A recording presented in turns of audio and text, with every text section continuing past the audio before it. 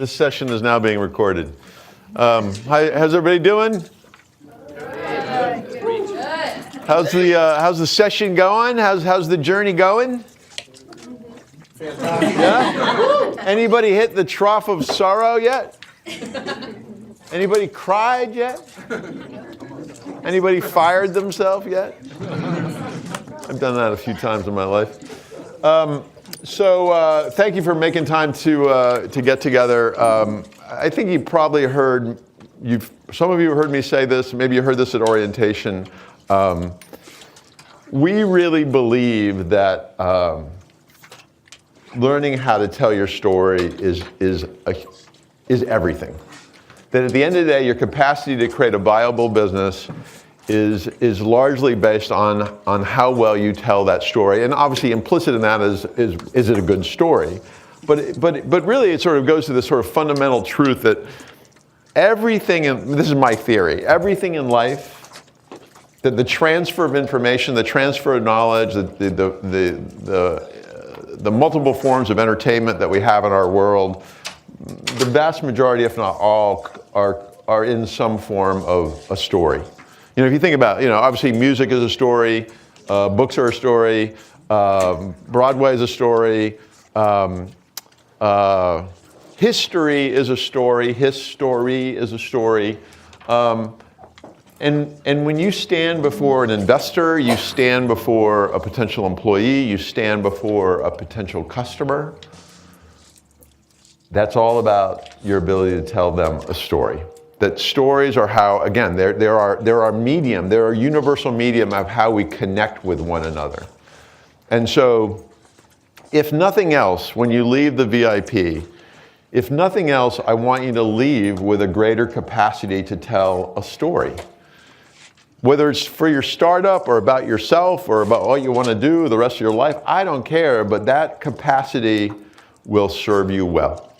It will enable you to connect better with all different kinds of people, and in that connection, get all different kinds of opportunity, all different kinds of resources, et cetera. So with that said, I've learned that storytelling is really hard. Like, it sounds easy, right? Well, I'm just going to tell my story. But it's actually really, really difficult, and it takes a lot of practice. It takes a lot of work. So one of the things we're going to do, I'm going to blow through a lot of content, sort of framework stuff on how you should think about storytelling with some tactical stuff in there. And then in a couple weeks, we're going to have PitchCraft 2. And that's your opportunity to come back in and practice a little bit of what I am going to talk about tonight. And oh, by the way, you can and should practice between today and PitchCraft 2. After PitchCraft 2, I mean, one of the things I say to all the people I meet with is, you should meet with me or one of the staff every day and practice your pitch. Because again, your pitch is everything.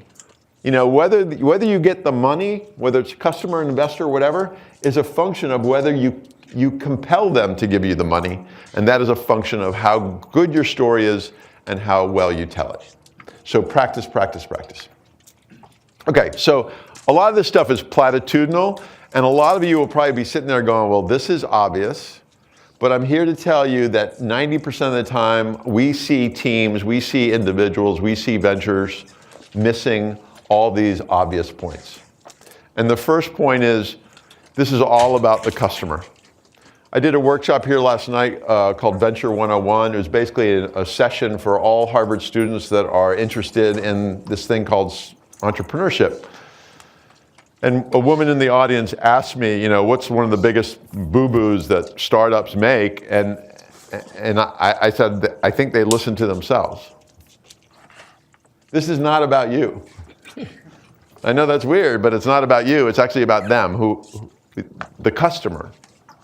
And knowing who they are, not just functionally, but who they are, how they live, what they worry about, what they care about, what they desire, what they want, what they fear. Understanding the psyche of your customer, whether you're selling a high-end technology in a business-to-business context or a low-end consumer thing, it doesn't matter. Knowing who the other human is everything. And it applies, oh, actually, before I go there, I have this other belief that every interaction, every transaction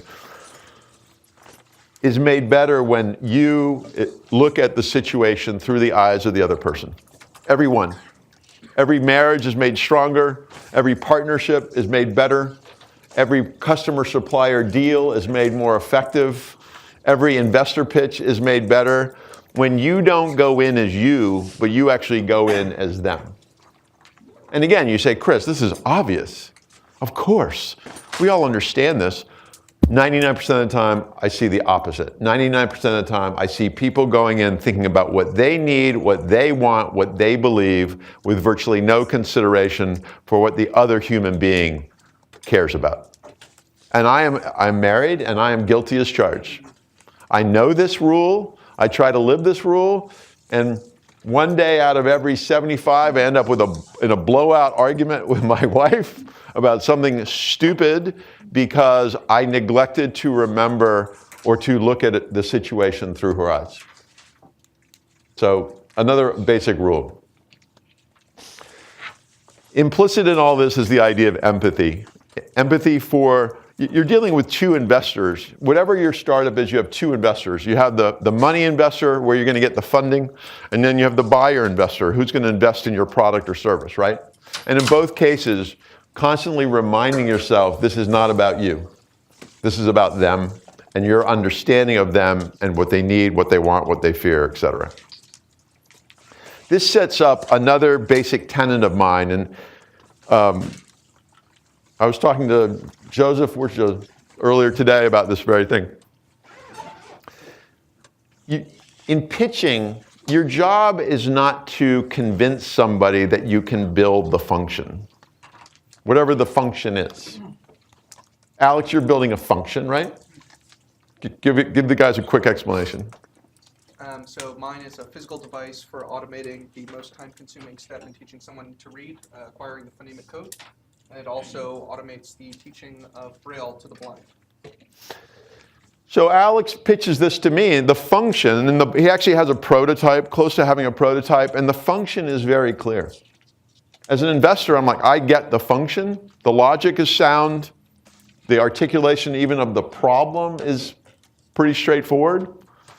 As an investor, I'm not worried about the function. I'm not worried how to ability to build the function, manufacture the function, even distribute the function. What I'm worried about is, will the market adopt the function? I know teachers are set in their ways. I know schools are set in their ways. I know selling into the education system is one of the most brutal things you can ever try to do. I don't give a crap about the function. I care about, prove to me that you can affect adoption of the function.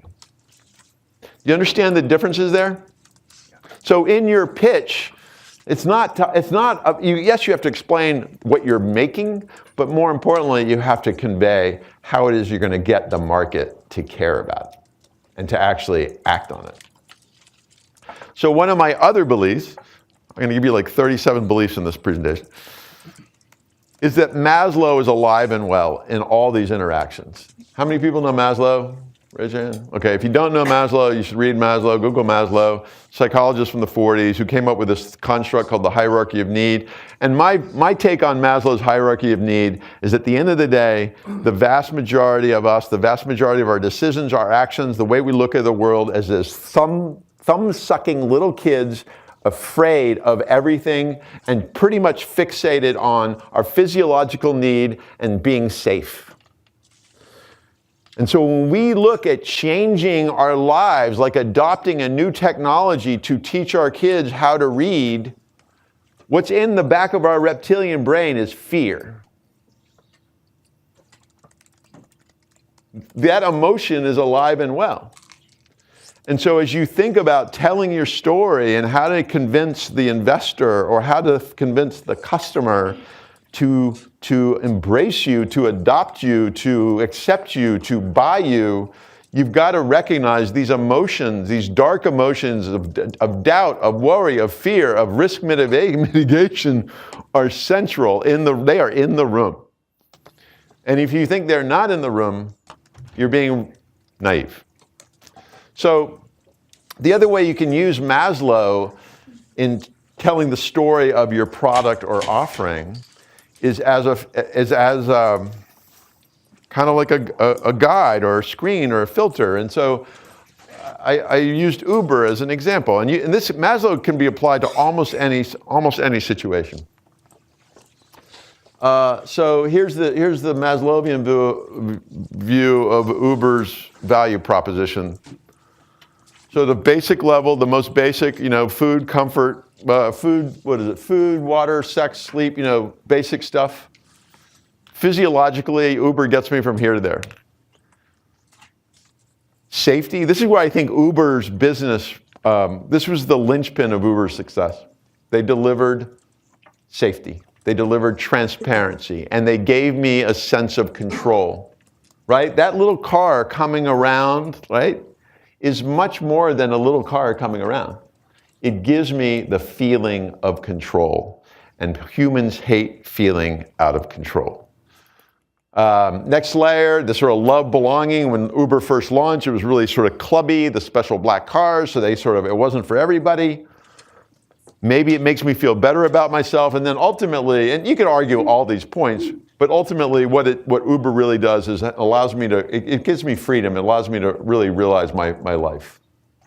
And so, as you think about your story, you don't think it through the lens of function, think of it through the lens of emotion. Like, what does this product do for the human? For the teacher, what is the emotional benefit of this technology? Does it free her, probably a her, does it free her? Does it enable her? Does it allow her to realize her full teacher capacity because she's no longer slogging in the trenches of the old way of teaching phonics? Maybe, I don't know. Another way to think about it, which Joseph and I were talking about earlier, is whatever the thing is that you're building, whatever the context, you've got to tell the story in a way where you are proving to the person, investor or customer, that what you're proposing is integrative, not additive.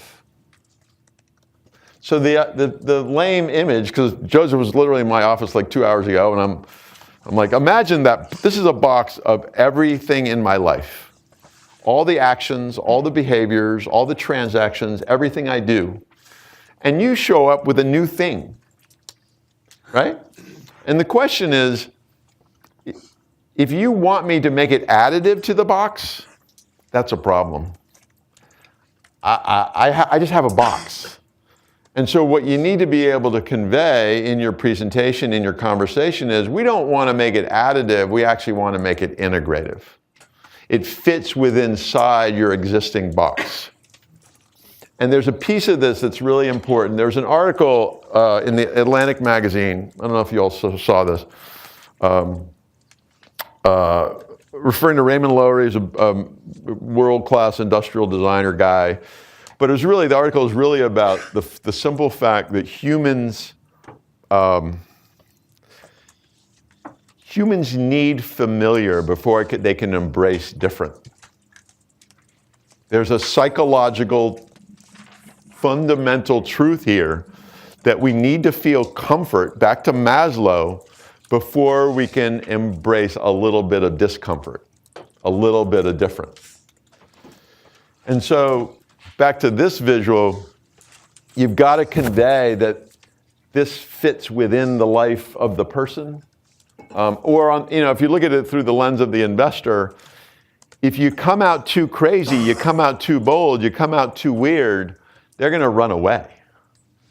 So there's this fine line that you have to affect of being familiar, and the context of what you're selling is familiar enough, but it's different.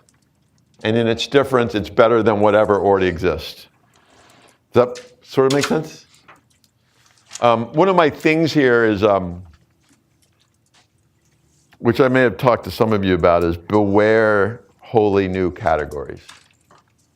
Wholly new categories scare the shit out of people. If you show up and say, well, this isn't like anything you've ever seen before, I can't even describe to you what it really is, but I'll tell you what it can do. Alarms are going off. We find comfort in categorical association. I used to have an account planner that worked for me, strategy guy, named Jim Fraser. He had this crazy hair, and he'd say, Chris, an ashtray is an ashtray. And I never understood what the hell he was talking about, right?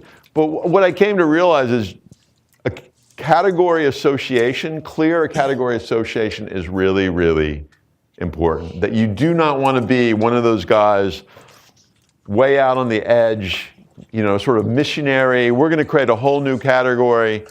It just scares. It says, as I said, it sends off alarm bells. It freaks people out. So familiarity is really, really important. And then the last thing is recognize that when you, whatever it is you're selling, whatever you're building, what ultimately you're trying to sell, back to Maslow, there's really only two sources of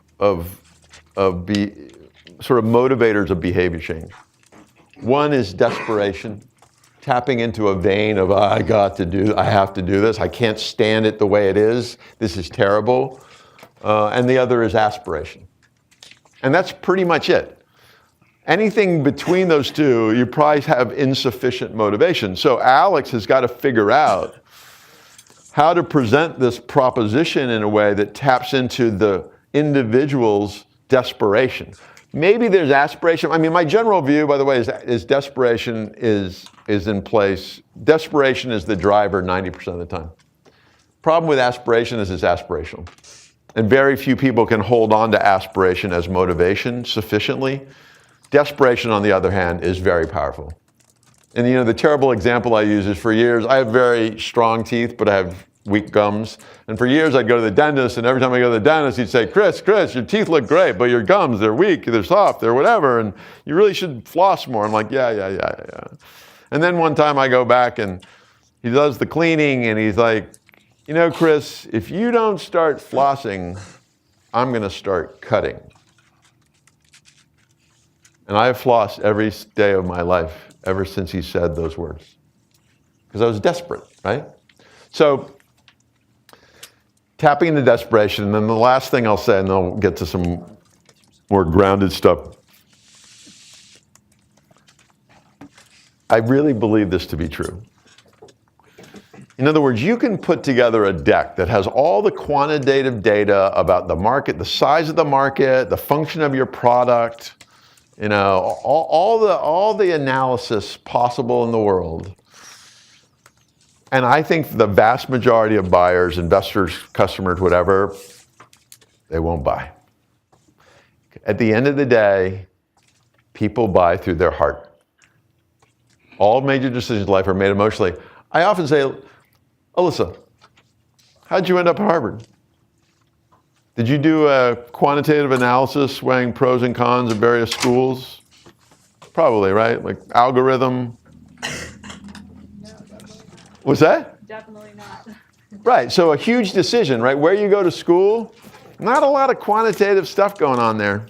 And she's not alone. I think that applies to probably 95% of you. There's probably two of you that actually did do an algorithm, but that's cool. This is what we do, I mean, I took this job here. I didn't do my homework. I didn't realize Jocelyn was, By the way, a little aside. Let's give Jocelyn a round of applause. Jocelyn sent me an email at 1 o'clock today saying, I think we should get the VIP team's pizza. So, right? She's looking out for you. So anyway, the point is, when you go into that pitch, this is not about the data. This is about the emotion. This is about connecting with a human being and telling them a story that so resonates with an issue they feel, an issue they see, that they want to buy. Again, whether they're an investor or a customer. And this is actually a proven thing. So years ago, I made up this curve called the emotional curve. And my theory was, when I meet Thomas for the first time, We're like in an emotional state and we're trying to figure each other out a little bit and see if there's a little bit of affinity. And then once we establish some connection, hopefully we then shift to a rational thing of like, so tell me about yourself, Thomas. And then you tell me about yourself. And then at the end, I'm like, so I got to go. But listen, you want to get together next week for a coffee? Great. That rational emotional curve applies to virtually every interaction. To this, to you're at a cocktail party, you're at an investor pitch, you're on a website. The nature of man is to want to first go through the emotional door to establish a level of comfort, back to Maslow, before man seeks the information. We do not want to seek information absent some level of comfort, because that's exposure. And the proof of this is a study done here at Harvard several years ago, which Amy Cuddy, a professor at HBS now, talks about. And it proved that sure enough, within the first 1 or 2 minutes of meeting somebody, these things happen in sequence. Hi. Hi. How are you? What's your name? Elaine. Elaine, Chris. Nice to meet you. Nice to meet you. How's your week been? Busy. Busy? Yeah. So what's happening is according to the study, we are trying to assess warmth. We're trying to feel each other. I know that's kind of creepy. We're trying to feel comfort with each other. And then the second thing that happens in our conversation, like with Thomas, we shift to assessing competence. Once we have connection, we then determine, okay, let's start asking Alex the tough questions about exactly how this damn thing works. This happens every day. Right? Part of the reason why you guys are so reluctant to stick your hand out and say hello to people at the coffee machine, even though I tell you to do this every fucking day, is because it's emotional exposure. It's not a function. You're not afraid of the function. Alex, put your hand out. That's not that hard, right? Put your hand out. That's not hard. Put your hand out. That's not hard, right? That's not why you're not doing it. Why you're not doing it is because you're actually doing this. And we're afraid of that. So as you think about, we'll talk about this a little bit. So at the end of your pitch, what are you really after? Some sort of emotional connection based on some hopefully compelling insight, and some intellectual connection saying, there's a business here. And whether the business is a for-profit enterprise or a social enterprise, doesn't matter, but the person is looking at this going, there is validity, and I feel really good about this. I really want it. And the ROI is very clear, very good. That's what you're after. That's the outcome that you're after. You are not after anything less. Any of you ever fall in love? Anybody? Come on. Oh my God. Anybody? We're not in love, but we both have. Okay. Did you have a first date where you're like, oh my God? Yeah. Yeah? Yeah. And driving home or wherever after, where you were apart and you're thinking about him or her? Yes. That's what you're after. When you leave that guy or gal's office, you are after that feeling on their part. You're after I can't, sorry, you say Ananth? Yeah. Ananth? Yeah. You want that guy, you leave, you want that guy calling his partner going, dude, I met the guy. I'm in love. Right? Do you want anything less than that? I mean, it's not unlike interviewing employees. So I've interviewed, hired thousands of people probably in my 180 years. The vast majority of them are, I can't remember. They're bad dates. They're just a wash of vanilla, benign. I can't remember any. But there are a handful over my 30 years of doing this that were holy shit, I am in love. Holy shit, I do not want to lose that person. I will do anything to get married. And that's what you're after. And so the bar is very high, guys. The bar is very high. And if you think the bar is not high, you're being naive. The good news is you can build the story and you can deliver it in a way where that other person wants to marry you. but it's going to take practice. And recognize this. This is the other phenomenon we see, which is people think, you think you're the only pitch. You think you're the only date. No. There are a ton of people before you, and there are a ton of people coming after you. And even if they give you like nicey signs, that probably doesn't mean shit. So get competitive. Recognize you are being compared. Even if Alex's meeting goes smashingly well, there's like 3 other guys that have a cooler-wooler thing that's more high-tech, whatever. And even though your logic makes more sense than theirs, you're still maybe at a disadvantage. So get competitive, get aggressive, recognize, I don't even know why I have this photo, but the point is there is choice. The investors have choice and the buyers have choice. Never think they don't have choice. So the question becomes, how can you tell a story that's more compelling, more relevant, and more distinct than the other guys? You're fighting here. You're competing at a storytelling level, right? First thing, which sucks, but it's true, is this. It really is true.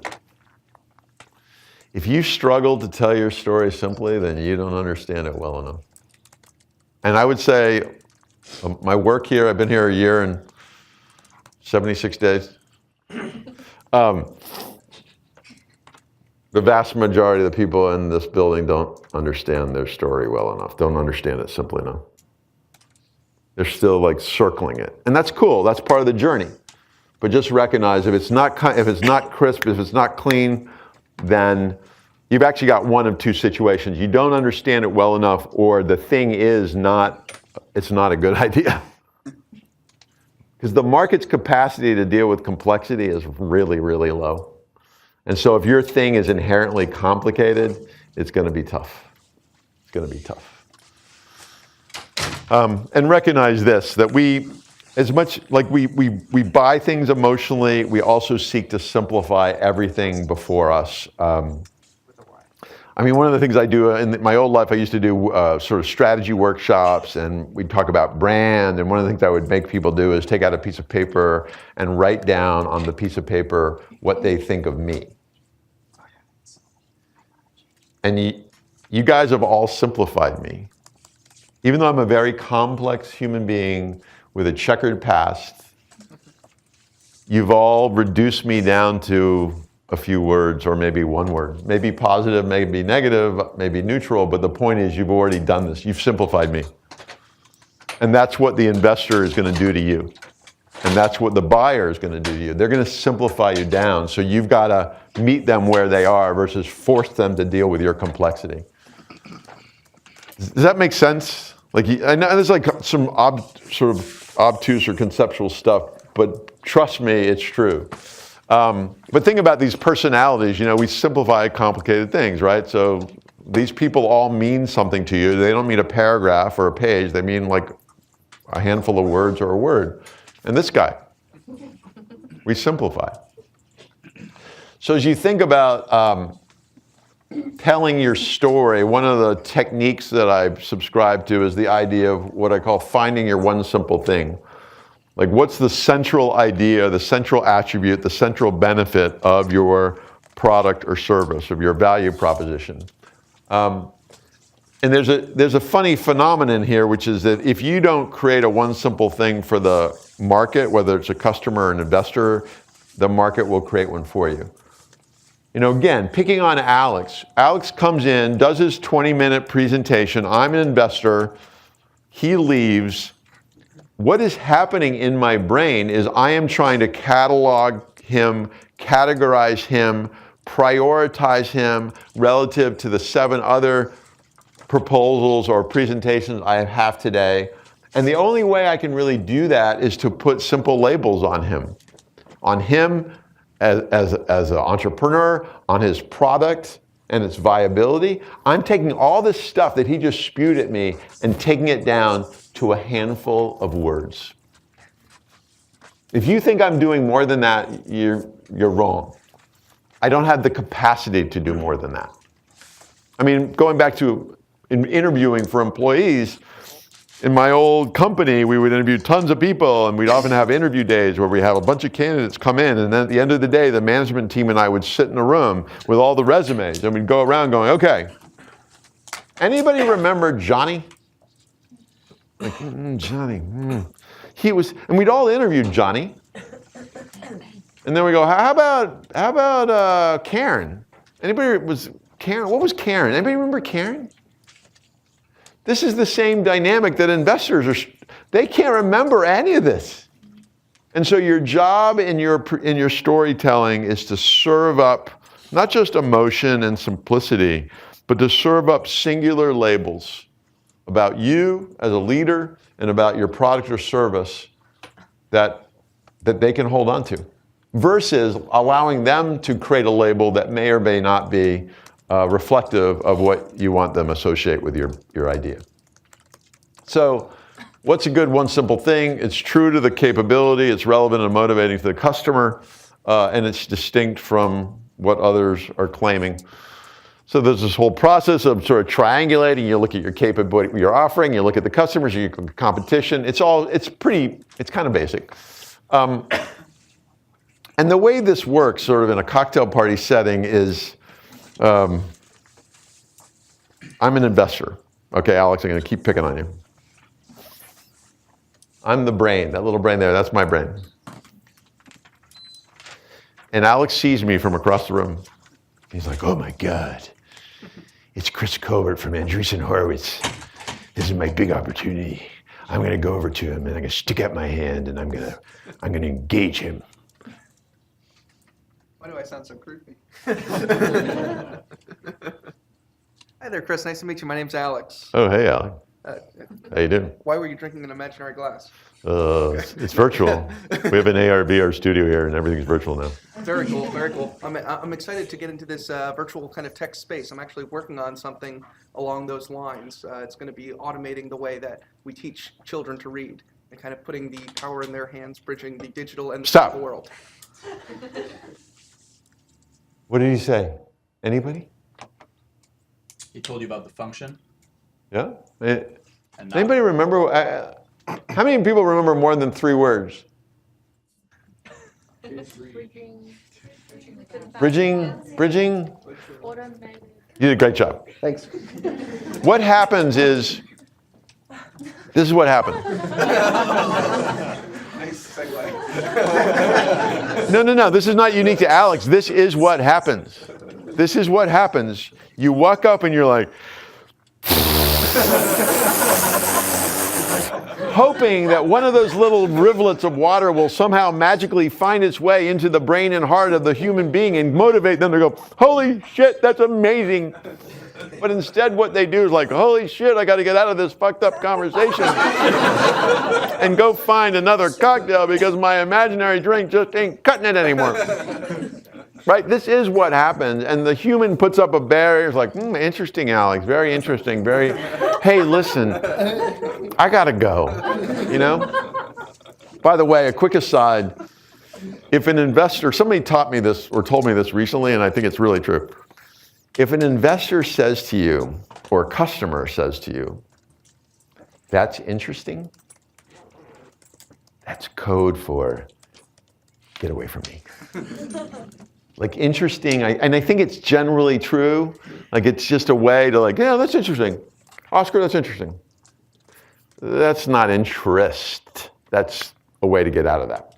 So again, the idea of the one simple thing and sort of the cocktail party entry is Alex walks up to me and said something that is so simple and yet provocative, and it's like, really? Why is that? Or how do you do that?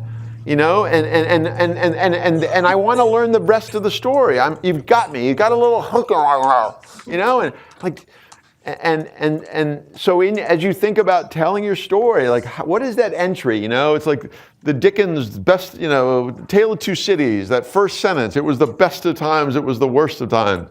You know, when you're looking for a book and you like, imagine like, how do I'm a big book reader, and you look to the flap, and there's like one or two words or statements or whatever. You're like, ooh, that's seductive. I want to learn more about that. And so thinking about your storytelling through this sort of filter of, or this view of what is that initial wedge, what is that initial point to get the other person to pay attention and want to learn more. And anybody here, Simon Sinek, Golden Circle, a TED Talk guy? Simon Sinek has done a bunch of work around a bunch of different topics, but one of them is this very simple and yet profound idea that what really matters to people is not the what and not the how, it's the why.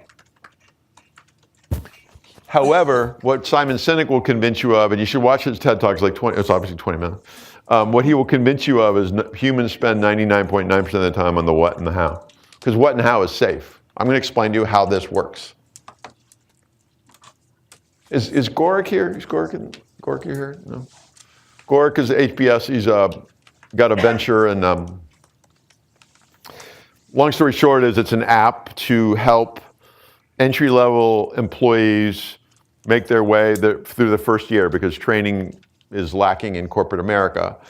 And Gorik would talk to you about how it's all sound bites. And the interface is all about sound bites. It's not long form. And so an employee that doesn't know how to talk to a manager or doesn't know what to do in this particular situation gets sound bite training. And Gorik has a whole presentation around this. At no point in the presentation does Gorik explain why sound bites. And the power of his idea is not the what of sound bites, it's the why of sound bites.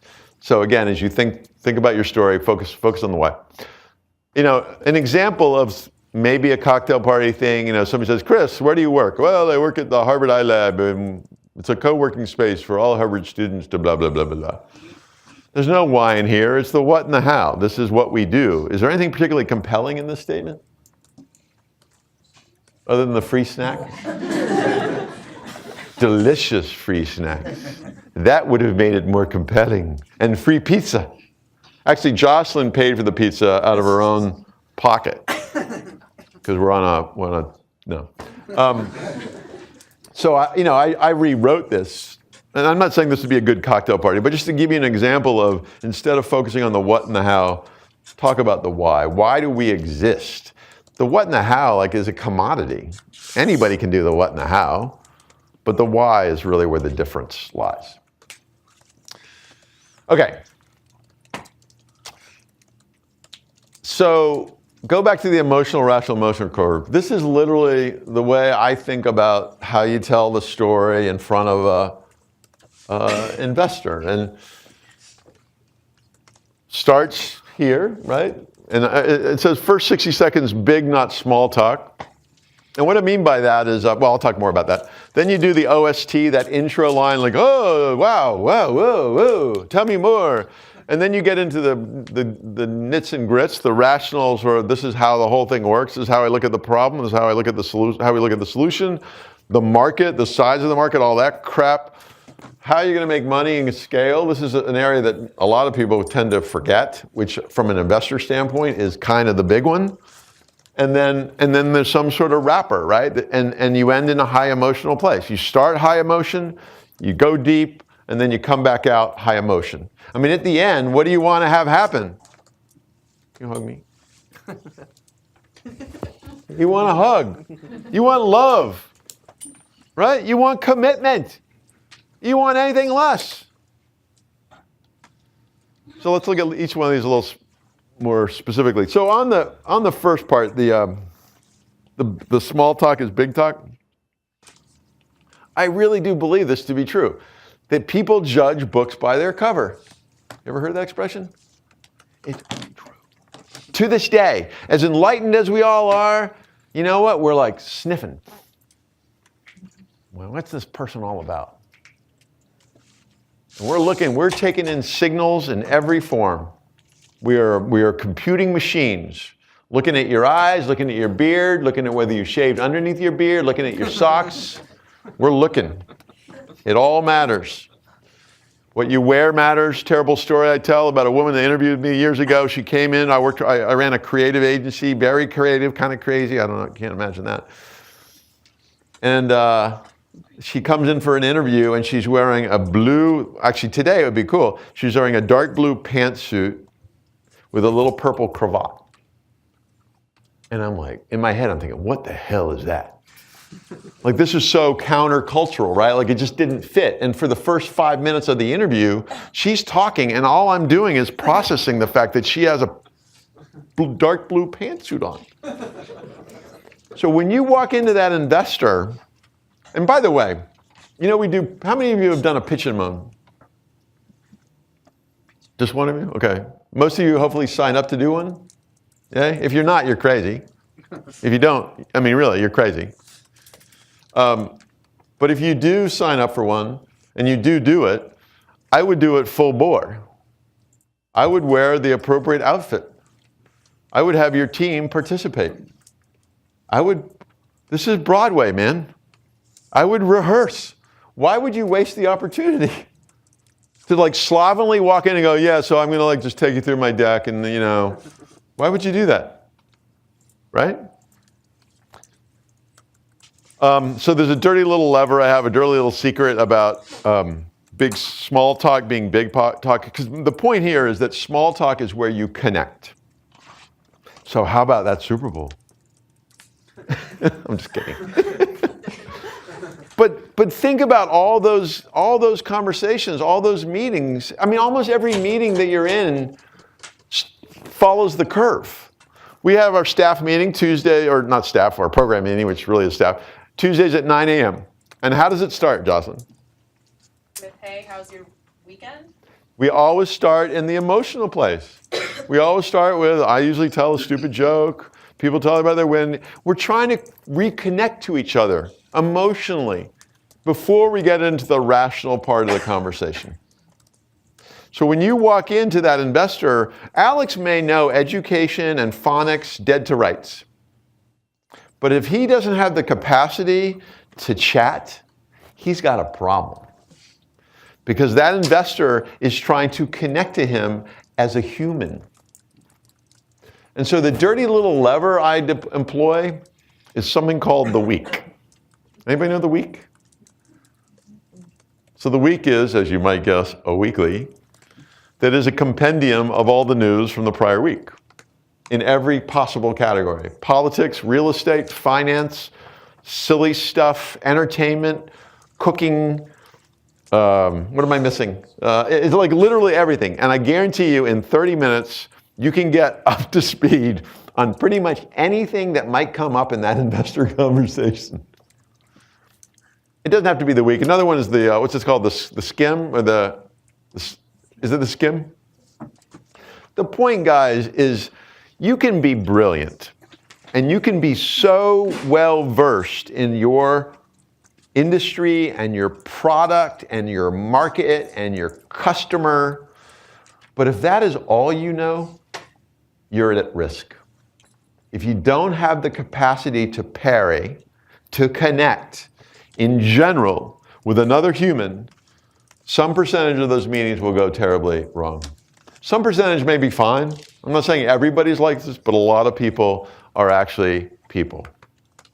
And they want to feel you. They want to feel affinity for you. They want to like you. They want to feel comfort with you before you even got to the product part of the story.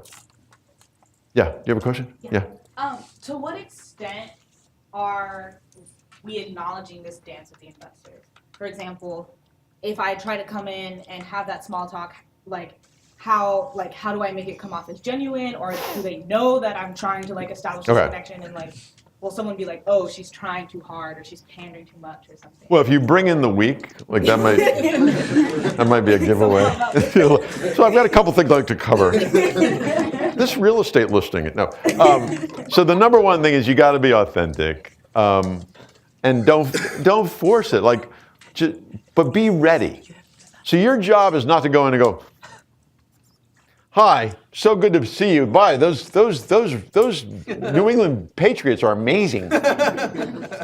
That is your job is to go in and say, hey, great to be here. Thank you for having me, and allow like you. This is a guide. This is not something. You have to learn to do this. It's taken me a long time to.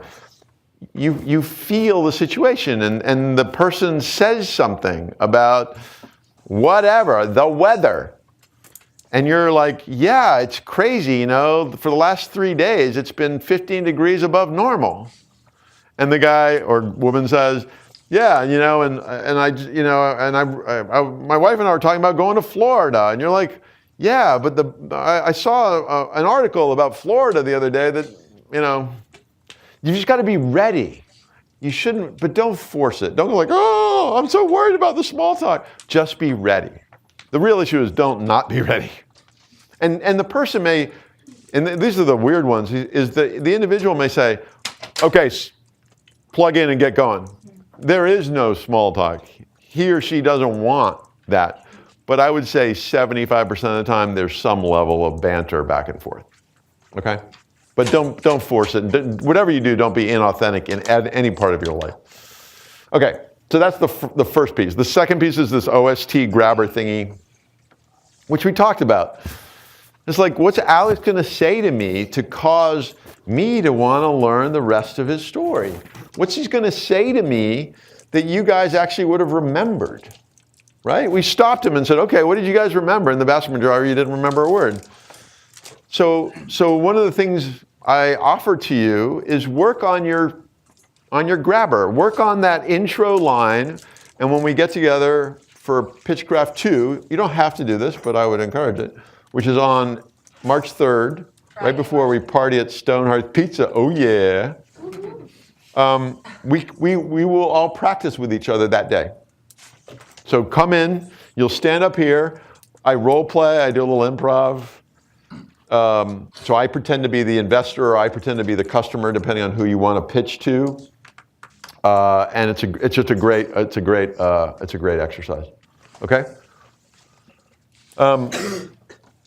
Somebody asked me last time I did this, like a good example of another, because that other one I gave you wasn't that good. So before I came here, I was working on a startup called Finis, and this is kind of sort of what I would say to people when they're like, "Oh, what are you doing these days?" And I would say something like this: "I'm reinventing higher education without reinventing higher education." And then we are helping colleges turn career services experiences into a game changer. Blah blah.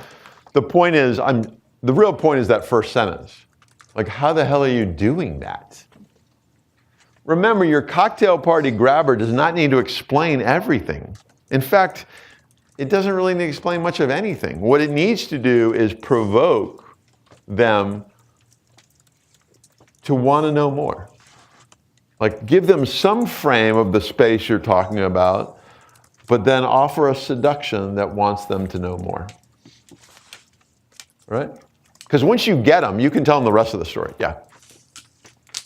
What's your opinion on how much to overclaim that you're doing? Like whether I'm trying to do this or whether I've actually done this? Because you say, I'm doing this, and they say, well, what all have you accomplished? And you haven't really done everything that you're claiming to do. Then does it make you sound like you're over? I guess this is a personal thing. Like I did say these words and I believed them, and I never actually, Finis was never a successful business, but at no point in time was I not reinventing higher education. So, if you believe the words, back to authenticity, say the words. If you actually don't believe them, then don't go there. But I think you can make a claim. Mission and vision statements are about, vision particularly is about future. We are going to save the world from itself. So you're at a cocktail party and you say, I'm working on a business that's going to save the world from itself. Well, how are you saving the world from itself? Well, these are the things we're working on. So in my world, it's totally okay to sort of push that to a future state versus that. Well, the reality is we have two people and a prayer, and we have no idea what we're doing. That's hard to be compelling when you're that straight up. Yeah, I guess my question is, are you assuming, is any investor assuming that the people in front of them are over-promising what they've got? every investor knows you're pushing this envelope. Every investor knows that what you're claiming in terms of everything may or may not be exactly true. Even market size. Every investor knows that your data, when you show the pie charts, look at the size of the goddamn market. They know that even though you've got it sourced 17 ways to Sunday, that's plus or minus 25%.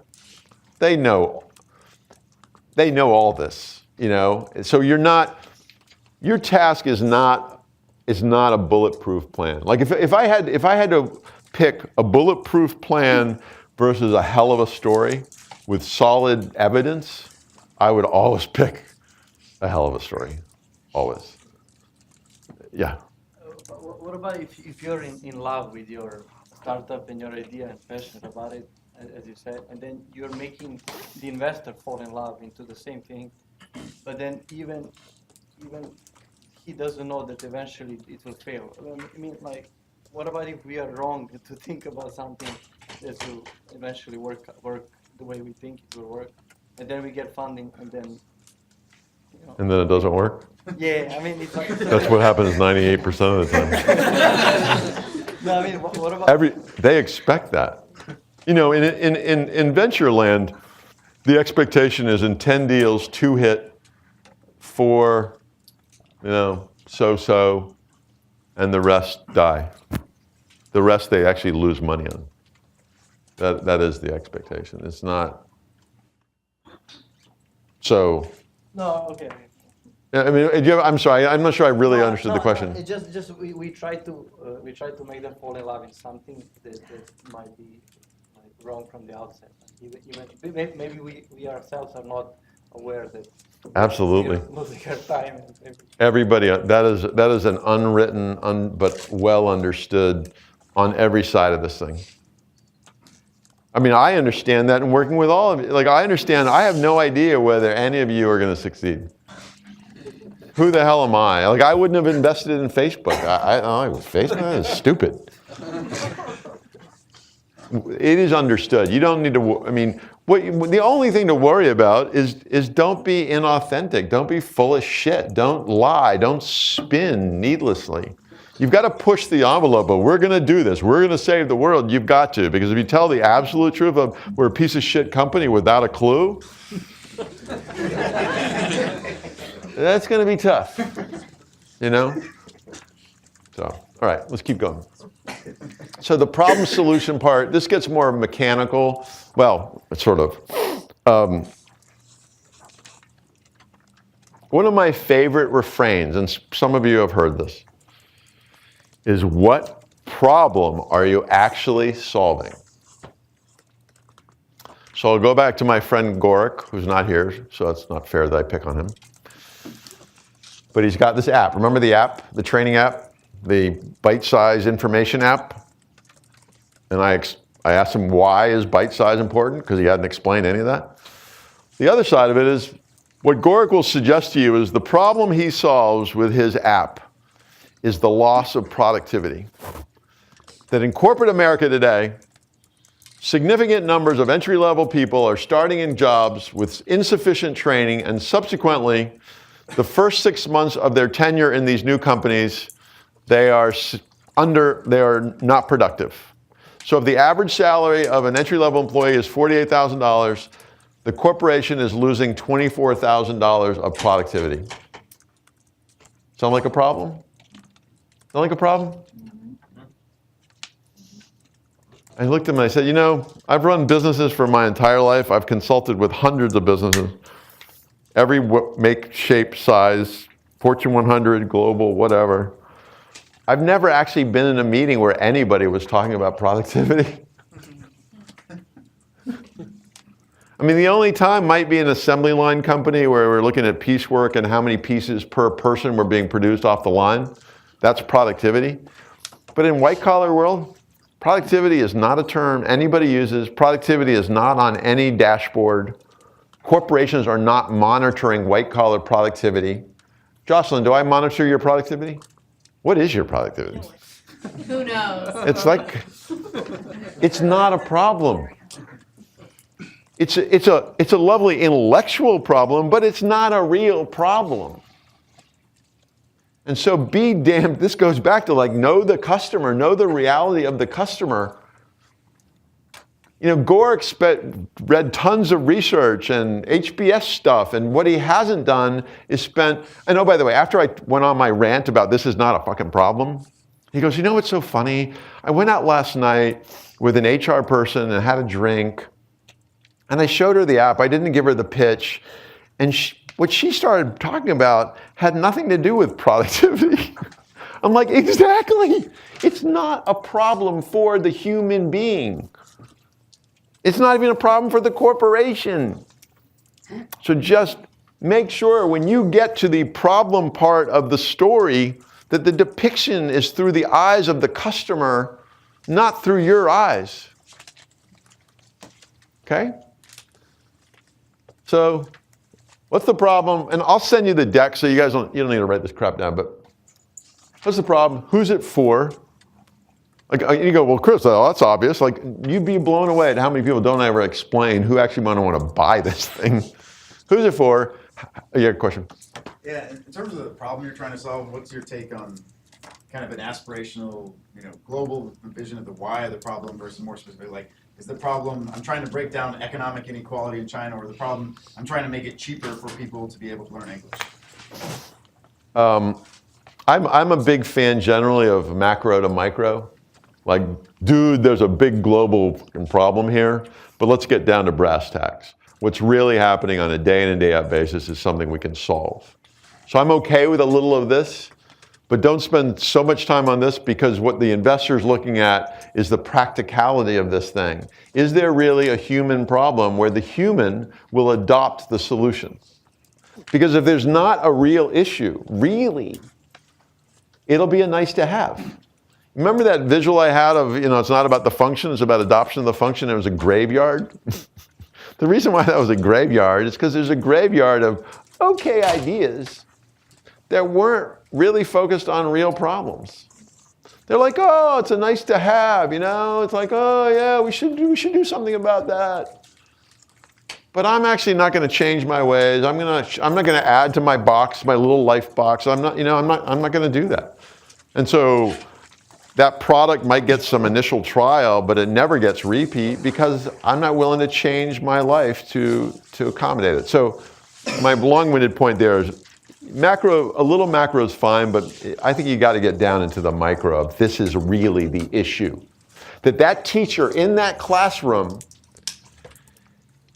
goes home crying every day because she is so overwhelmed and so frustrated at her inability to get some of the kids, certain kinds of kids, even to a basic level, I'm making this up, a basic level of reading proficiency. And the school can't provide her with the tools. And she's given her life to this vocation, and she fucking hates it. That's the problem. It's not some macro, schools today.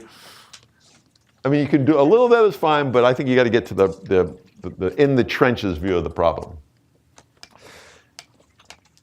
How do you know it's a problem? What's the proof? Well, we've done thousands of interviews. We've done blah, blah, blah. You got to have some data. What's your solution? And this, go back to my friend Gorick. It's not the what and the how of the solution, it's the why of the solution. The why is the big idea. The what and the how. Alex's solution, he can explain to you the board that he has. It's pretty almost self-explanatory. Once you show it to somebody, that's not the big idea. The big idea is not that thing. The big idea is the why of that thing. You agree with me? Yes. So make sure that when you present the solution, you're not spending pages on the what and the how, you're actually explaining the pages on the why this is a brilliant idea. Why this is going to solve the problem. And then, if appropriate, at least in your heads, connect it to Maslow. Okay, next piece is market and proof. Now, guys, you'd be amazed. Like, people go, oh, the market is the world. The market is North America. The market is China. That is not a market. This is my funny visual. This is, I think, the aquatic echo. This is the ecosystem of the world or something. I don't even know. But the point is, the market is complex. The market is a value chain. You need to be really good at depicting the market and where you want to play in the market.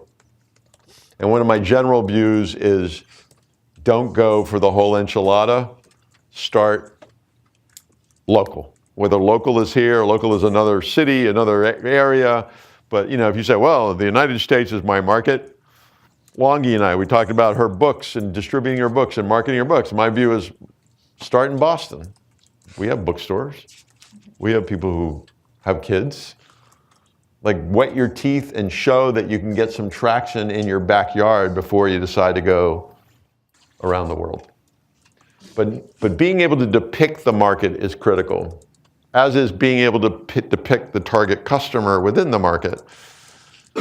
And so some sort of persona, Longy's persona. My target are parents that live, that look like, that care about, that believe in, It's not just a demographic, psychographic. It's who are these human beings? What do you know about them? What do you believe in them? Fears, doubts, worries, desires, passions. Because the better you can articulate them as human beings, the more likely the investor will believe you can get that human being to adopt whatever it is you are selling. Okay? Know your market, know your customer, know your competition. So one of the things we see in a lot of pitch decks is a slide, and there's 7 competitors. And then your company is one of them. So there's 8 companies on this column, and then there's 6 attributes. And then there's a shitload of X's that show that your company actually outperforms the other 7 in aggregate. The investor is sitting there going, what the fuck? Like, I don't understand that. That's so complicated. B, are you suggesting to me that those 6 attributes are all equally important? Really?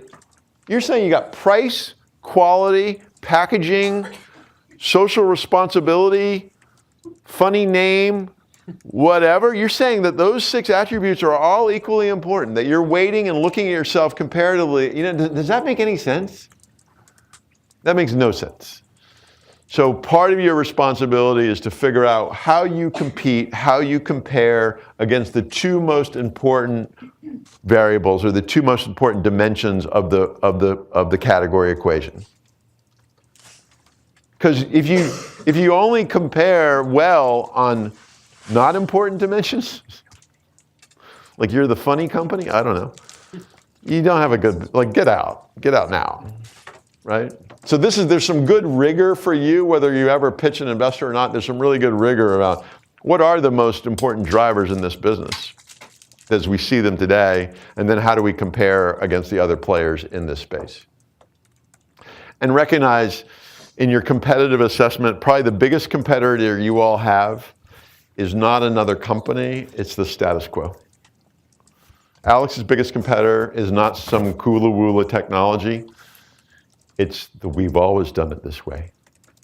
I've always lived this way. I've always chosen this is how we do it. And so understanding what that way is just as important as understanding the direct competitors. Another piece of what you have to convey is your team. And generally what we see with the team part of the pitch is it's a list of images with a list of random shit on it about these people that you've met in some bar somewhere. My whole view here is you get me. You're like, we're at the cocktail party and you're like, whoa, I want to learn more about this. And so tell me more about this. And let me tell you more about this. So here's the problem, Chris. Like the problem is this, and it's like real, and here's my solution, and here's the why of my solution. It's like, and like, I'm like, God, yeah, I love this. This is big. This could be big. This could be big. How are you going to do it? How are you going to do it? How are you going to make this thing? My team. Let me explain to you, Chris. There are three critical fast drivers in this space. We need a manufacturing guy, we need a logistics guy, and we need a sales guy. Those are the three key functions we need to scale this business overnight. Or we need an educator, we need whatever. We need these three things. So I've gone out and I've recruited those three functions. I have built a dream team of experts in these three critical spaces to ensure that we get from where we are to where this thing needs to be. Versus what we hear, guys, is it's a random list of people. And that's understandable, you're early stage, whatever, but you know what? Twist it a little bit, take a little creative license. Joey, who was a Boy Scout when he was a kid, is fucking brilliant at logistics. Because he was the one that always had to arrange the food when they went on the hikes. But you know, like, it's okay to bend it a little bit to present the team to align with the functional needs of your particular business. What's not ideal is that it's a general team of good people. Gosh, we're going to be great, right? The investor wants to see intentionality. That the team was built with these specific functions in mind. That you went out and recruited or found people that line up to win the proverbial game. There's a whole chunk about how you're going to make money, how you're going to get distribution, produce the product, blah, blah, blah, blah, blah. This is all sort of basic stuff, but 90% of the time people ignore it. And we're almost done. Whatever you do in all this, and it's sort of ironic because I just spewed like 300 platitudes at you. Recognize that like go to market. You know that term, go to market? Okay, right? There's a chunk of the world that would make you believe that go to market is some formula. There's just the way to go to market. And the truth is, the way to go to market completely depends on the business that you're in. Alyssa's go-to-market is completely different, will be completely different than Alex's go-to-market. They won't look anything alike. And so as you get into this stuff, beware the platitudes. You've got to look at it all through the lens of your current reality, your current aspiration, your product, your market, your customer. And the beauty of being at the iLab and the venture incubation program, there are shitloads of people here who can help you. The EIRs, the staff, if you have mentors, they can help guide you to the sort of custom solution that you need. This is not a plug and play in any way, shape, or form. And just to sort of point out how it all depends, you think about the drivers of business. If you're in the packaged goods business, the three most important drivers to determine success, one is the product, two is distribution, and three is advertising. If you're P&G, you live by these three drivers. If you're in the cardboard manufacturing business, which my Uncle Eddie is in, biggest client is guess who? Amazon. Eddie? She's the size of his boat. Actually, I just made that up. I don't have a cousin, Uncle Eddie, but I have always wanted to be in the cardboard manufacturing business. Because imagine what that business is like. But the drivers of that business it has nothing to do with distribution, it has nothing to do with advertising. It's all about sales, pricing, and product. It's a completely different set of drivers. And then there's my doctor. And what are the drivers of his business? Does your doctor advertise? Anybody ever seen an ad for their own doctor? One. But what kind of doctor is he? If you could share that with us. He's a general practitioner. Primary care? Yeah. Good for him. Very rare. But the point is, most doctors, most professional services don't do advertising, don't do sales per se. It's really on the back of relationships and reputation. It's trust. That's how people decide to go or not go to a doctor. So again, the point is, as you get into this stuff, it's a custom answer. It's not a canned answer. And then the last piece is the closer. And this is where courage comes in. This is where most people fold up the whatever and say, "Oh, thanks very much. Really enjoyed meeting you. Thank you." You know, and that's such a missed opportunity. The closer, just like, you know, remember the emotional, rational, emotional, the beginning and the end. People tend not to remember a lot in the middle. So how you wrap it up and how you say, "So, Joe," firstly, I just want to thank you for spending the time. I know you're crazy busy. I know you got a lot going on. Secondly, I want to reiterate what my business is going to do for the world and the problem we're going to solve for people. And how we're going to solve it. And we're going to solve it this way. Whatever, I'm making this up. But the point is, use that close to re-engage and to reinforce the holy shit of you and the holy shit of your idea. If you don't, it's a missed opportunity. If you don't, the last thing they might remember is that weird graph you showed in slide 72 that they didn't really understand, right? You know, one of the things they tell you in presenting sort of 101 is you stand up at the beginning, you say, this is what I'm going to tell you. And then in the middle, you tell them whatever it is you're going to tell them. And then at the end, you tell them what you told them. You reinforce it. And that's really what I'm saying here. Use the close to reinforce the whole thing.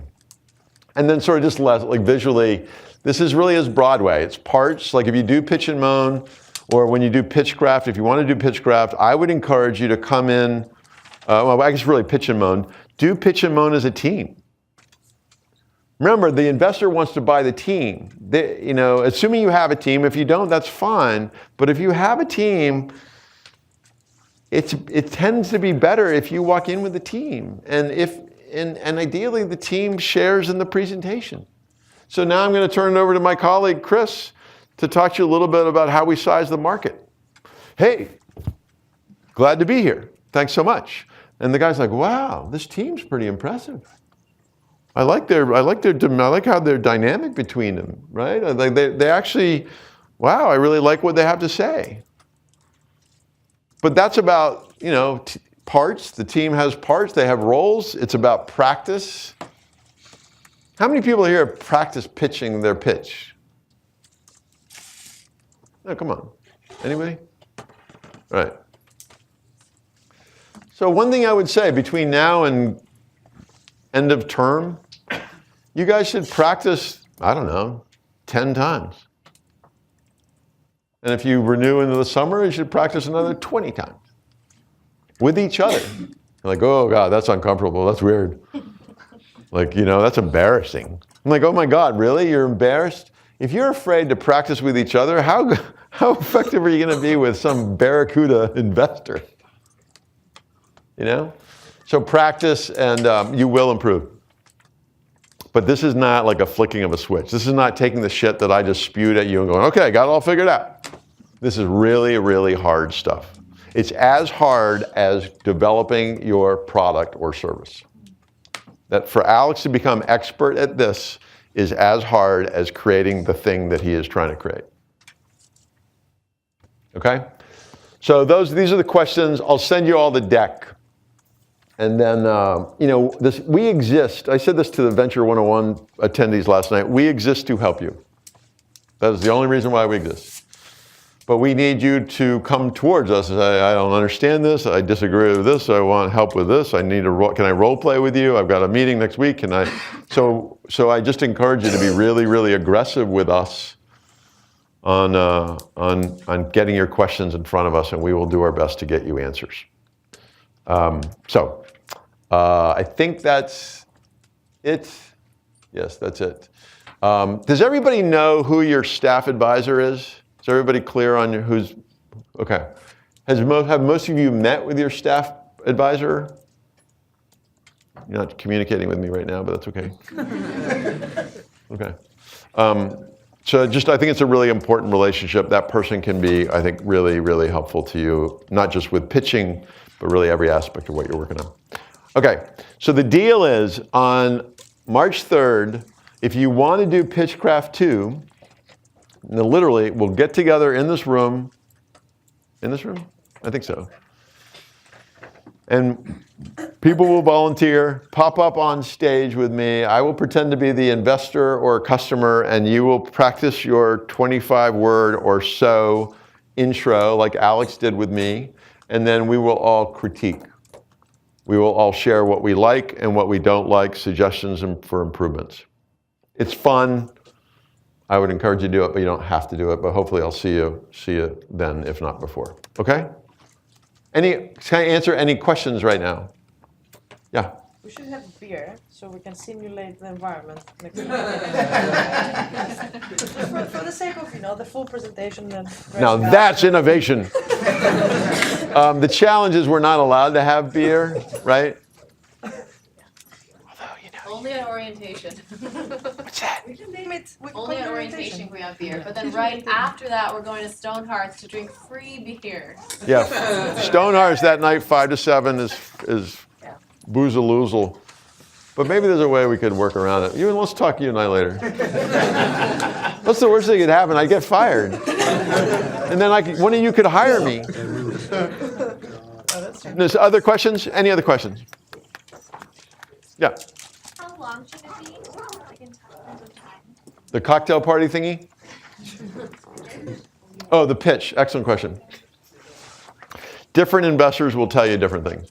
Some people will say 5 minutes, literally.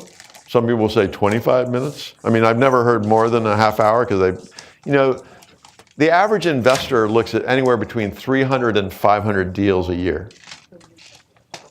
So, assuming they don't work every day, they're looking at a lot of these things. So they don't have an hour. I'd say a half hour max, and probably the average is more like 10 to 15 minutes. And that, I think, is the other thing to recognize is it's back to people judging books by their cover. You'd like to think investors are incredibly erudite, incredibly thoughtful, and very rigorous. Emotion is alive and well within these dudes. And so it just goes back to this is Broadway, and every move you make matters, and every word, and practice, practice, practice, because they're going to judge you in 10 minutes. You don't have an hour to prove your worth or the worth of the business. It's cruel that way. It's cruel. Yeah. Just a question. So when we pitch to customers and we are early stage, we are actually trying to learn from them. Right? What additional value can be added, right? Mm-hmm. But then we are not ready necessarily, not 100% ready to actually with the full product. Mm-hmm. So how do we approach them, but not to lose them for a second? Yeah. So did everybody hear that question? Yeah. My opinion, which not everybody will agree with 90% of what I said. So, by the way, another thing. Perfect pitch is March 21st. The Tuesday after spring break, whatever date that is. March. The last week of March. I think it's March 21st. Yeah. Michael Skock, who's a VC, will be in this room. It's a VIP and HBS only workshop called The Perfect Pitch. And he will contradict everything. No. I actually don't.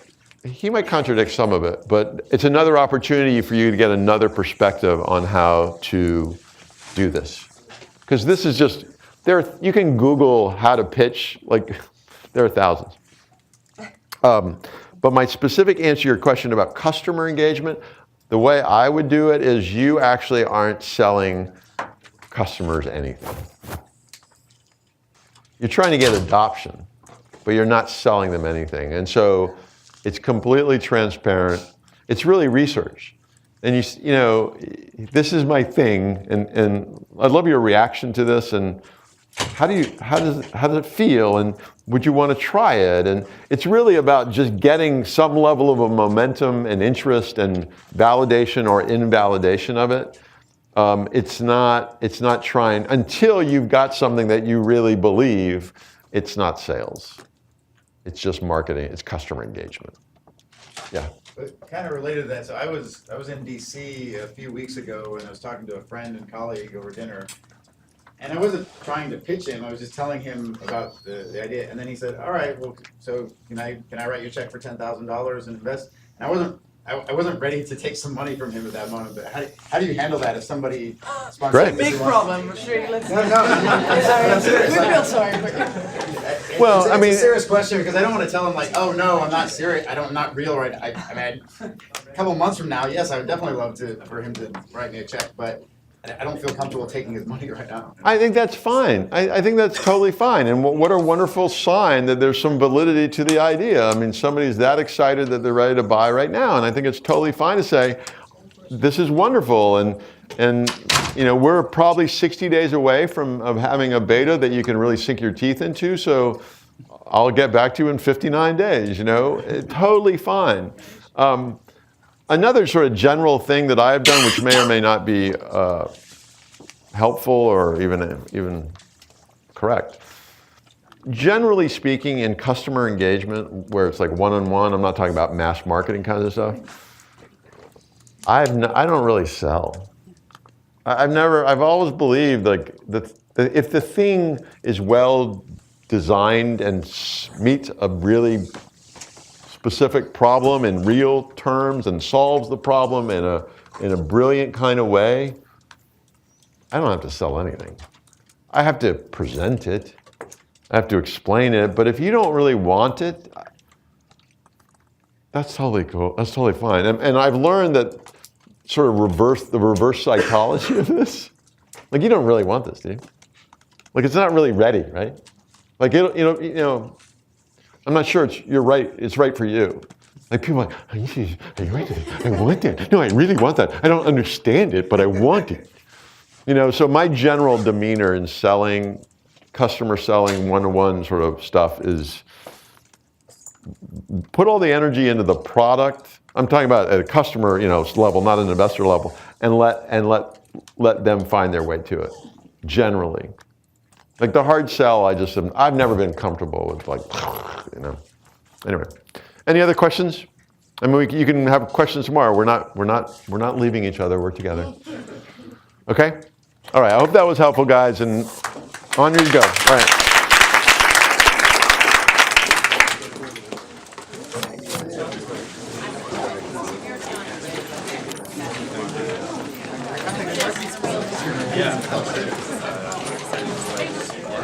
Good to meet you guys. So Nate, you guys are around here a lot, or more like evenings, weekends? Joseph.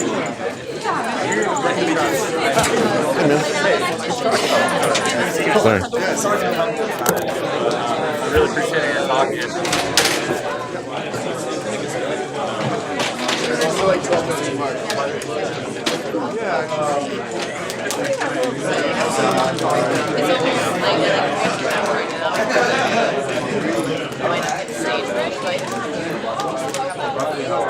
I'm revolutionizing the way things are taken.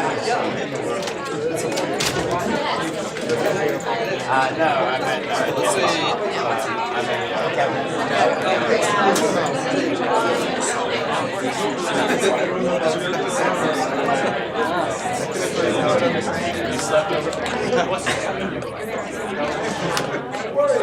I'm trying to make it cheap enough. He likes to pick on me a lot. High quality. Right now, it's only the upper class.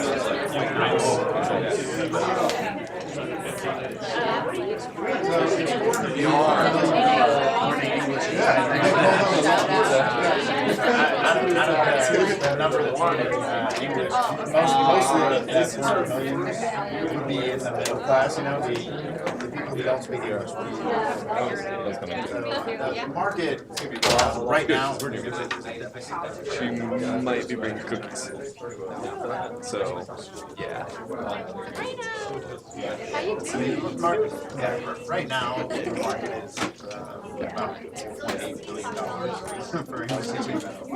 It's going to grow a lot. Like, there's a lot of attendees. I think we should get some. You're welcome. I love that you called me out sometimes. Yeah, well, I'm selling a. Oh, yeah, thanks. There's like targets. I did one with Fox, like, I see like Yeah, because I mean, everybody, and not just in China, all over the world, like, people use English. And there's not a way for middle class people to Yeah, that's access fine. English. Usually it's upper class people who pay for their kids to go to nice schools. To learn how to put together like software. Yeah, exactly. Part of it is very and the same people get into those jobs. It's not bad. People in every country. They told me, man, I can't even take people where they need to go sometimes. If I had access to internet connection, like, well, like town, there's a internet cafe I could go to. And I said, well, if I could do English lesson, high quality English lesson for $5 an hour. I'm not your pal. That's your buddy guy. That's our target right now. Co-founder, we have absolutely We want to have absolutely 8 people. So look up to me. Class is Except me. private. I got fired. You're fired. I know why you're here. I just fire you when I'm angry. Right, That helps me feel better. innovation is not Fire truck. in terms of how to It doesn't seem like these two people are co-founders. Well, truth be told, they are. I'm gonna let you know. This kind of Yelp system where see who's the best, you know, no idea about what Yeah, I really like Judge One, who's like totally on top of everything. Judge One was very fucked up. Was it Judge Two or Judge Three that was like, I love it. Yeah. Now. Yeah, we had two that were pretty complimentary. Yeah, Which I was quite well, there were more than two that were like. On the Some of it was good feedback. Some of it was just like you clearly didn't understand it. You don't actually know before you start teaching them what kind of students are. What are they? Some I think one-on-one classes for months. The teacher wasn't teaching me the way I needed to talk, and so we do a little bit of analysis. Yeah, so- Kind of students. The basic idea is that if you group the students in the right way, you can teach them much quicker, and you can teach them 8 students cheaper than. Exactly. Then the next one. What about you? So we're trying to make this Happier? happier. Yeah, it's what do you so we're doing artificial intelligence review. So we're replacing like the most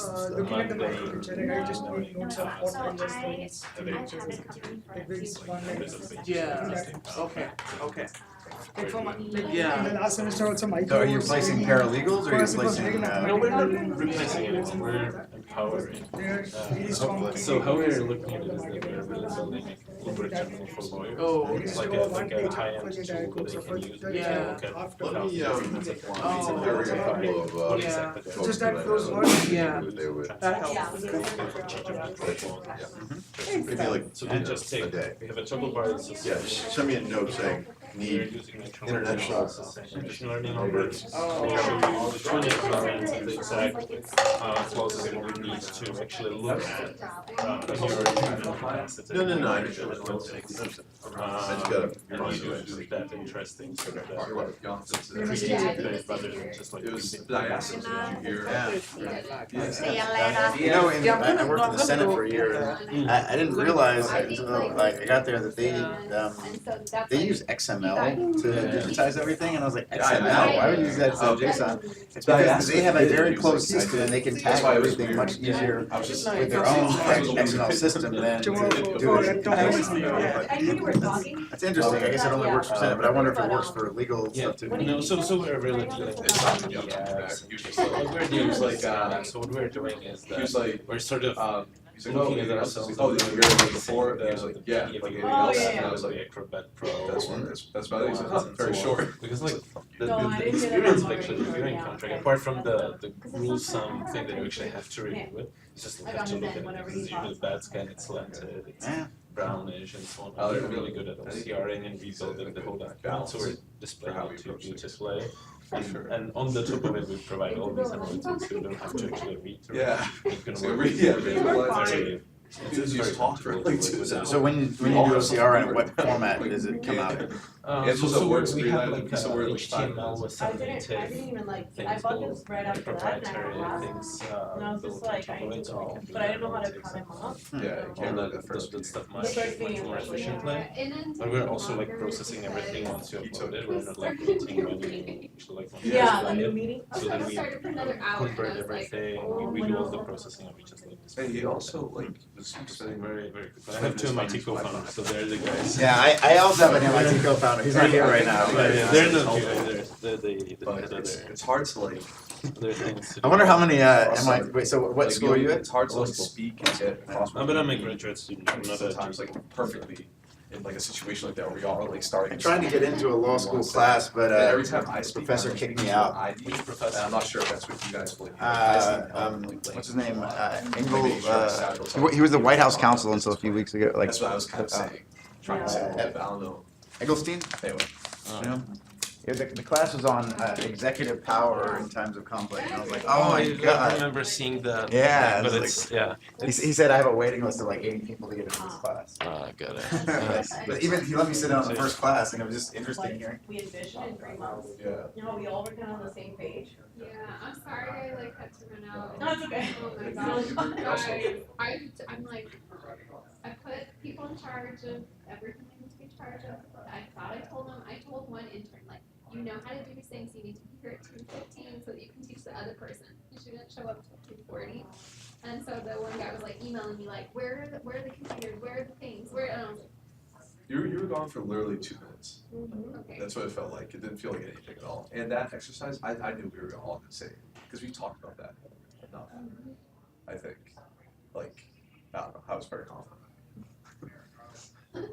Well, I just went up when I was missing. It's like say completely different. I know. No, but maybe it's something about sorry. Us writing, like whenever we have things like that, we're like not sure what we want from each other, like us doing similar exercises and seeing like what do I really. Yeah. I think we have an idea for a roadmap, but I think there's other questions that would be helpful for. Like at what point do you want to like fully invest like your time like next to us? That's like something that I think is more controversial and like would be. I have no clue what either of you would say. I don't even know what I would say yet. Yeah. Although I think I know a little bit more where we want to be, like our goals right now. I think the exercise would be helpful for other things too. Yeah, exactly. That's what. Yeah. So you guys are ready to quit school and Yeah, I know, right? Like, is that what you're saying? Because, like, my I say that, everybody's like, no. I already quit. Well, you're like, oh, I quit today, I've been so going to class you for better. weeks. There's one who has to keep going to school. Yeah, so we're here. I know, that's true. You know, I have to sacrifice for the team. Okay, so I'll say, Yeah. Hello, wait, so I put in some text that it's not, we don't have to keep in, it was just stuff to think about. Cause the outline was more like, okay, this is what we're gonna talk about today. It would be nice to, even if we don't have this visually, to just lay out, this is what we're gonna present to you. And I think we had talked about doing a pitch to teachers, right? Yeah. So pretending to be like, you guys, you're educators. even if this is like really raw, like who cares? Like Yeah. we can So, get feedback. but, okay, so introduce yourself. So I'll This say, is yeah. you Yeah. introducing us. So I'll say hi, we're next to us. My name is Ray Paul Byron. I'm the Technology Innovation and Education Program. And then I'll say a couple things about myself. I'll say why. Like I've taught abroad. I'm interested in ed tech, and why I came to next to us quickly. Just like introducing yourself quickly. Yeah. Maybe I just say like I'm Ray Paul Byron, and Technology Innovation and Education Master's Program at Hugsy. And I've always had interest in like something that's to do with next to us. I didn't check in all of you guys, which team are you from again? Next to us. What's your name? Right. Right, okay, and you can say your two. Yeah, Sabrina, next to us. Okay, okay, but I did check you in, Yes. right? Because wait, I shall do this. What team? Next to us. Oh, obviously. It started with J? No. No, just tell me. Angela. But if you I tried it by the end of the See, term. I'm that- pretty good at it. I got that today. Oh, that's okay. That was weird. People think I'm like, when I mumble my name, they think it's Chelsea, which is funny. Like, so Jocelyn, Chelsea, but I get Lisa all the time because that's my identical twin sister's name. Oh. Wow. Get I get confused. clipped a lot. Yeah. I say wait.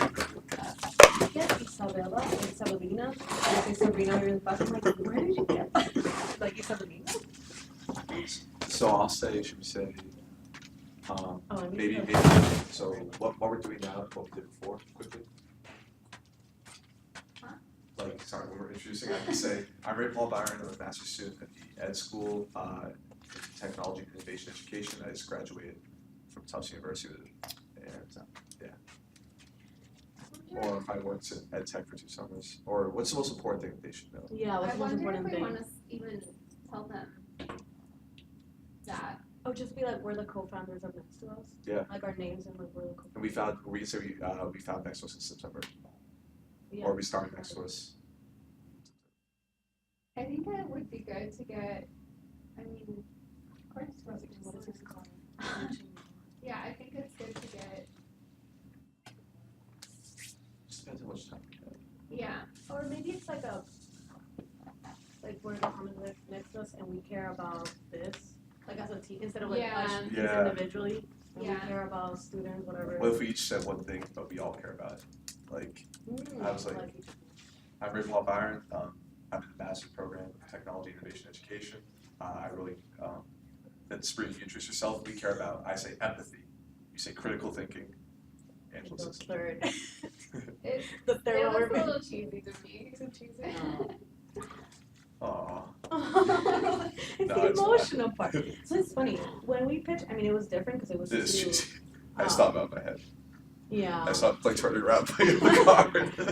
But we did something really cheesy. Like, so we were pitching to Sesame Street museum directors and other educators for HD 1 to 3, and it was like actual professionals in the field. And we did like this whole super cheesy script, and we were creating a middle school program for healthy eating and living, and they loved it. Like, it was ridiculous. They were just like, wow, you just weaved in a whole story into our whole pitch. I'm not saying we have to do this because it depends on the audience, but it was really funny how definitely the emotional piece, like I noticed a lot that they were just like, wow, I've seen a lot of pitches and no one has ever like created a story that comes back around. There- And you just, yeah. That reminds me, we talked about before this maybe we could throw some idea out immediately, but having a picture that represents each of us quickly, we talked about doing that, since like our whole thing is connected to the picture. Yeah. How do you feel? That might take too much time. That's just, I'm just like taking what you said. So it's only 5 minutes. Okay, so yeah, we'll just introduce ourselves. Oh wait. You're required to deliver a 5-minute pitch at a high pitch and roll. Not the message.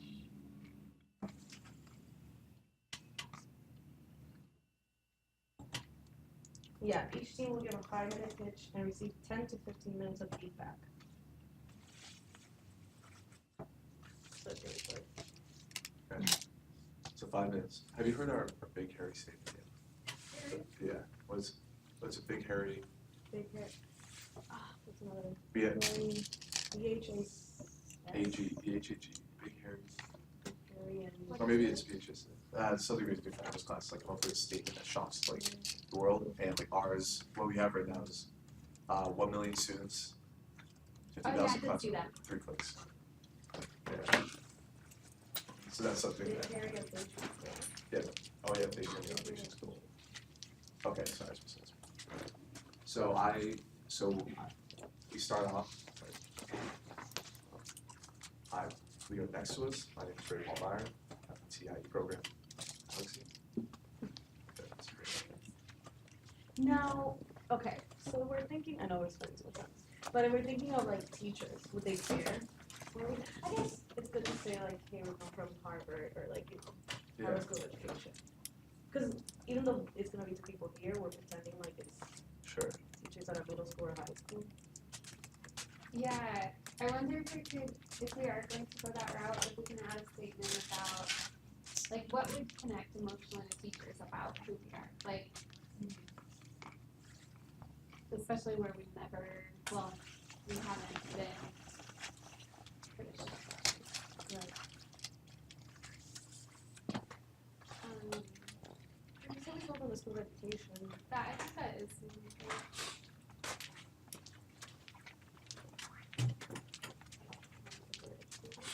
Yeah, but it was not tradition.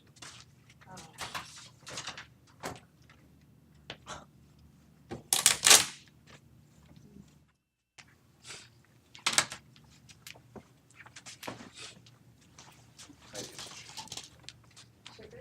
Peppers. Oh. Ah, sorry, I did that to you.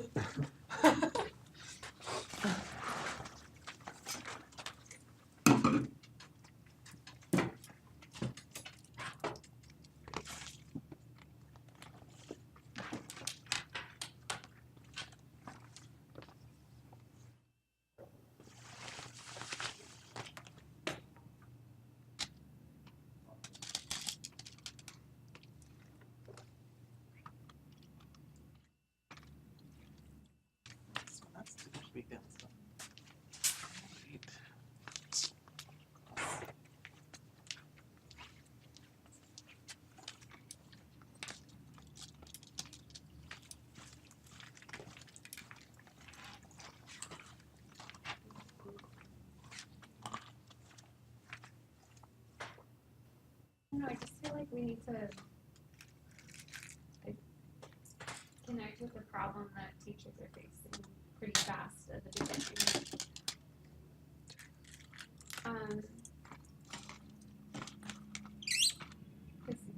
So on the problem slide,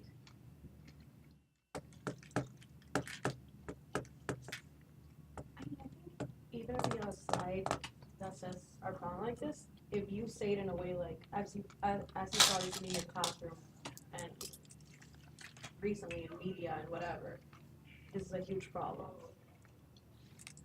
for educators. yeah, and recognizing like this is something you struggle with, and maybe use. I think it would be really cool if we could use some words from the feedback that we've gotten. Like you've told us this teacher, or teachers like you have said Yeah, I like that. they don't know blah blah blah. They da da da da da da da da. That is great. Yeah. I said tomorrow to people who are teachers. Yeah, because we'll tell them to bring Okay, okay, we have said it before. Yeah, we should say it before we even start. We're like, oh, Yeah. yeah. Actually, we have to, because Matthew wants us to say who the customer is. Yeah. So do we want to? Okay. So we're introducing the problem. We're saying we know it's a problem for you as teachers. Some of your colleagues have told us they or whatever. So this is like teacher info, teacher feedback, and then do we want to use these stats about bullying or hate speech, race and ethnicity based hate speech, or I mean we could say teachers have told us this, or we could start with this is a problem. It's a problem for middle school students. Here's some hate speech, race and ethnicity based hate speech. You told us that you worry about, or teachers like you have told us they worry about blah blah blah blah. Yeah, I think it's nice to have the stats somewhere. Just to prove that it's not just like we talk to some teachers, but we also know that there's, there's evidence. Yeah. But the anecdote part, should the anecdote come before the stats? Like teachers have told us this. In fact, research also says that blah blah. I think research would be pretty powerful after the anecdote. After the anecdote, yeah. Okay. So teachers don't know how to do it. Data says this. And then so problem. Solution. What's the anecdote again? We'll have to get it from the interview. I mean, Oh, from the anecdotes from teachers like you have said. Mm-hmm. Yeah, Yeah. okay, yeah. How far should I go to? The solution? So someone else present the solution? Or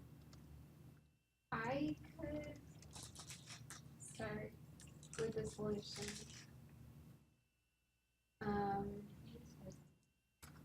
I almost feel like this slide has too much text. But this is what we want to say. So maybe just, so I'd be happy to do a solution. And then explaining this 3-step, like how it works. And then these features, I mean, we don't want to go too much into features. Maybe you could, because if you do solution, it'd be nice if you do like these 3. Yeah. And the features, you could just be like, it's simple. I think there was a slide I added some content that's not designed at all yet. But like at the end, or at some point, I thought it would be nice to tell them like, you can help us improve next to us. Because we're pitching to test, right? Yeah. But doing 3 easy steps. So like, I think we should keep that whole like, it's 3 clicks, 3 steps. Yeah. Everything's like easy for you. So maybe explaining it that way, like it's a simple way of doing it. We match the classroom. I mean, this is more talking about what we do. Student created content, language neutral.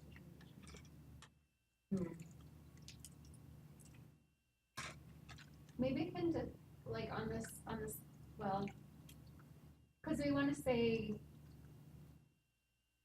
it's language neutral. Well, maybe we don't need to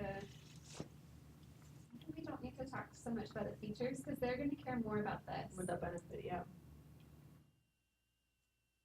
Right. Well, yeah. I mean, it's nice to tell them like these are some of the components, and now we're going to talk about the benefits. What's in it for you? This is it, right? Actually, Like, not too much detail. the components, I think the language neutral is what separates it from all the competitors. Like, some of our, maybe for this pitch it's not as important, but if we're talking about why we have a distinct place in the market, it's because of these features. Why we think it's going to be successful is because nobody really has to create content in language neutrality like we do. Which is, I think both of those are really like powerful. Because we can, our statement really is we have the potential to connect every single class in the world. There's nothing, if it has internet access. So yeah, I guess it's from the perspective from what you're saying, that we tell, obviously teachers know there are a lot of options for them to like bring the world into their classroom or, but these are the things that are unique. This is the best, yeah. It's easy, quick, and you can connect to any classroom.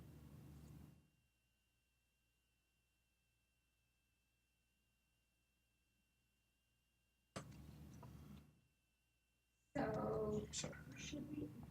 Yeah.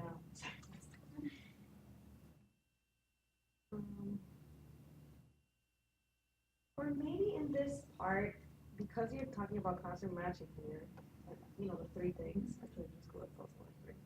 Maybe in this part is more concentrated on the discussion that the teachers are gonna have.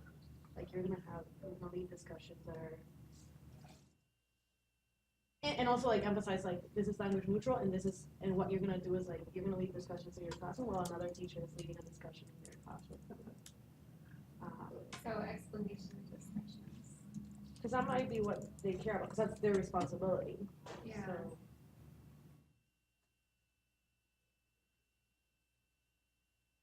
But they might not care that much about social leadership, but some of the students will care about that. Yeah. Okay. So I'll fix that slide, and then do you want me to talk about this one as well, or should we switch it up that way? So I guess it depends what other, I'm happy to do that one.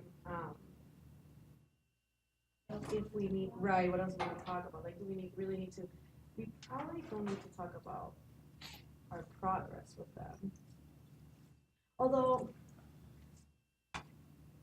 no, we probably don't need this slide because we're gonna, at the beginning, we're gonna say the anecdote of teacher surveys. And what do they really care about the prototype, you know? Yeah. Except the part how they can help us. Yeah, so maybe just delete this slide. Yeah.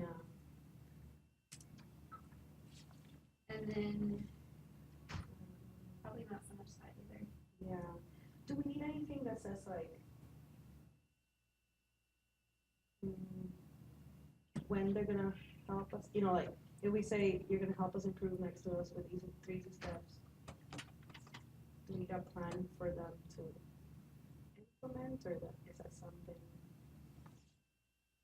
No, it probably doesn't matter, because we're talking, why would they care how many schools we're, yeah, we don't need that, right? I think we're fine without it.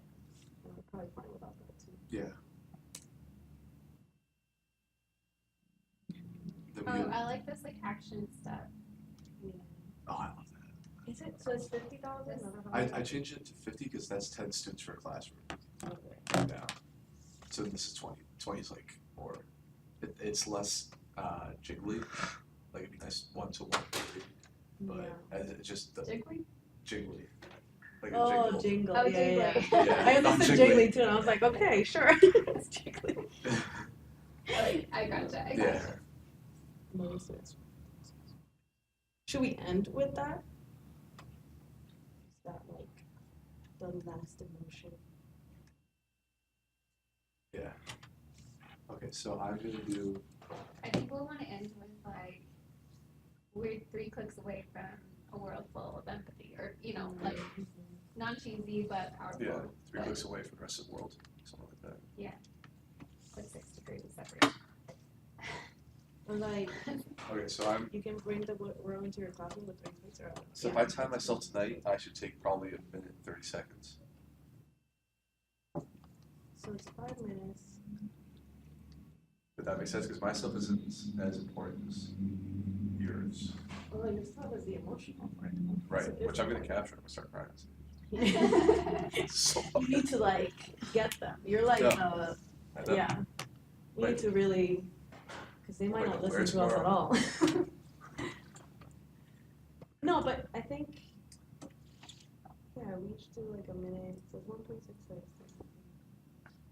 God, how many slides am I doing? I'm doing first. So this. I'm doing first 4, right? 5. Are So we? Are we doing it? We don't need to do an outline. I think so. Okay. So this one, this one, this one. So 4. And then boom, the solution. Now, what should I say? So when I'm presenting slide number 3 right now, we're getting rid of slide number 2, right? Yeah. Do you want us to put the bottom for now? We can put it back up, or do you want us to leave it? Oh, I like our. is it helpful over?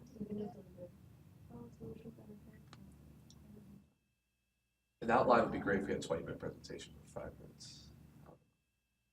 I'm just Oh, gonna yeah. put a 4.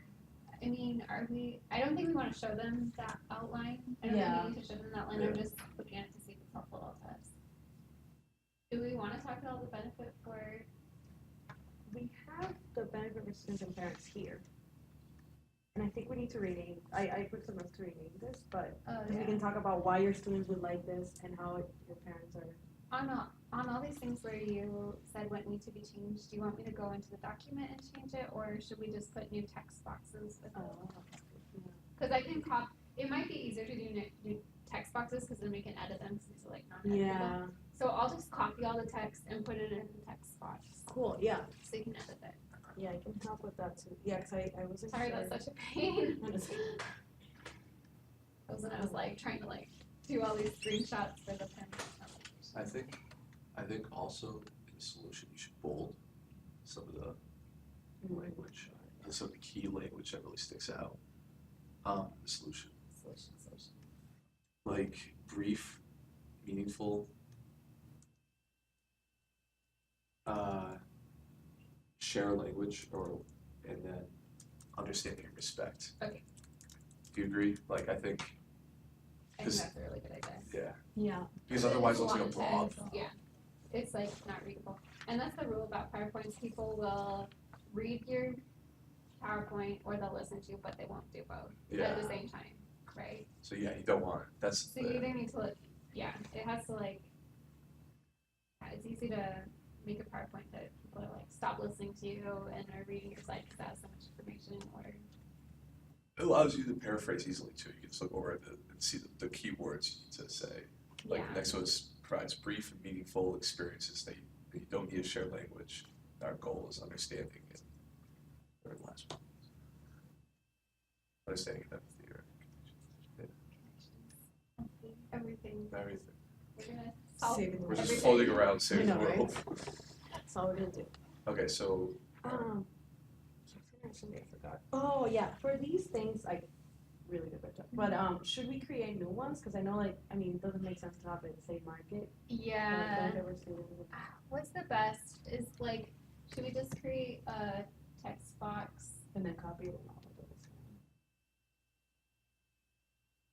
Um,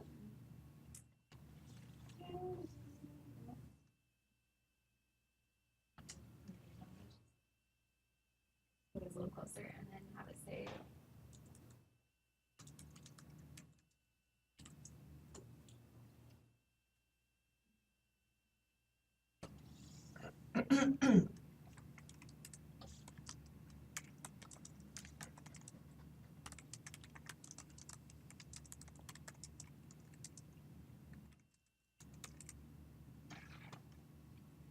Like that, maybe.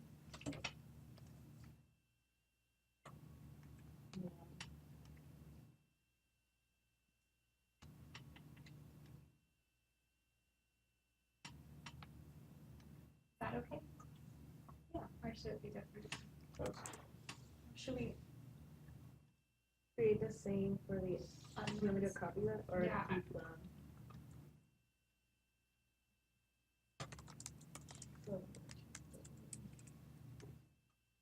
I mean, I think for this one, for example, this is nice. You know what I mean? Oh, yeah.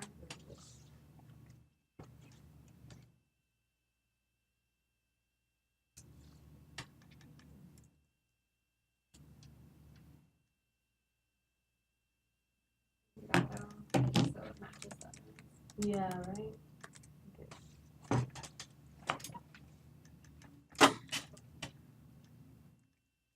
And so what do you want? Do you wanna say until the Sorry, what? where do you want me to start? That's a good question. So, on that line, so problem, solution, maybe if you wanna talk about the benefit for teachers and students in particular, oh, I don't know. Problem, solution, and the benefit. And then invitation, cause there's And then- problem, solution, benefit, and invitation, and mic drop.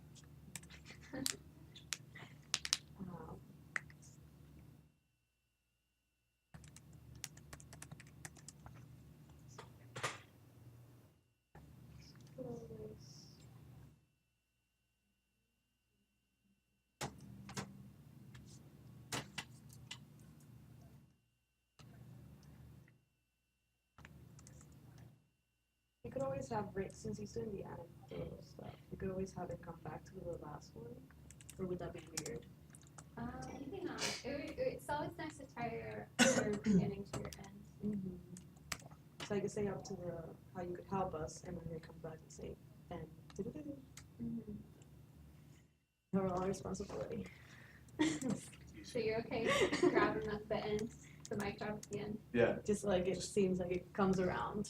so it comes around, so I say, like in summary, our goal is to connect our most immediate goal is to connect 1 million students, 50,000 classrooms with only 3 easy clicks.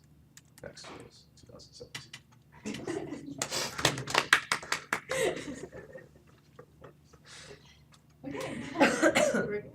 Alright, so I'm gonna start off, I'm gonna say hi everyone, thank you for hi everyone, thank you for taking the time to briefly listen about Next to Us today. Does that sound good for a beginner? Should I say our goal quickly, tell them what Next to Us is, very briefly, then introduce the team, I think or save it? save it. Okay. Like, let's talk about the problem before we talk about the Sure. solution. So, hi everyone, thank you for taking the time to briefly listen about Next to Us today. My name is Ray Paul Byron. I'm a master's candidate at the Graduate School of Education and Technology Innovation Education. And guys, introduce yourself. Coach. Or Oh yeah, sorry, I was thinking. Is that I part heard you, yeah. Yeah, this, Um, yeah. I was thinking, should we say anything about? I was thinking like if we're presenting, like imagine we're their teachers. Should we say like we're coming here to talk to you about, like before starting with the Yeah. problem, like we're coming to talk to you about We- this. Like we have we've identified a problem. I don't know what's a non-cheesy way to say it. I think emotional connection of like we care about Yeah. we care about you As a team, we care about, yeah. Yeah. I think it's fine to say we're from, like, introduce that we're from the graduate school of education and we care a lot about the challenges you face as teachers. Yeah. Yeah. I think that's the key to be like, you care about, and then Or- that's why we're introducing this problem. Because if not, why they would be like, what are you doing? Right. I'm thinking about, I wonder if we could say the challenges of tomorrow, the challenges of today, and like preparing for a better tomorrow or something like that. Like, like making it sound good, you know? Yeah, yeah. I thought Angela was gonna be like, no, that's too cheesy. I'm sorry, I don't mean to be the wet blanket. No, No, it's good. You're good. But- You're young. No. I'm just joking. No, so yeah, we recognize the challenges you face today and want to help you for a better tomorrow or something like that. Yeah, I like it. Okay, so when do I say that? Because I'm gonna say, hi everyone, thank you for taking the time to briefly listen about Next Steps today. I'm gonna say my name, what I'm doing right now. You guys will all say yours, and I say as graduates or as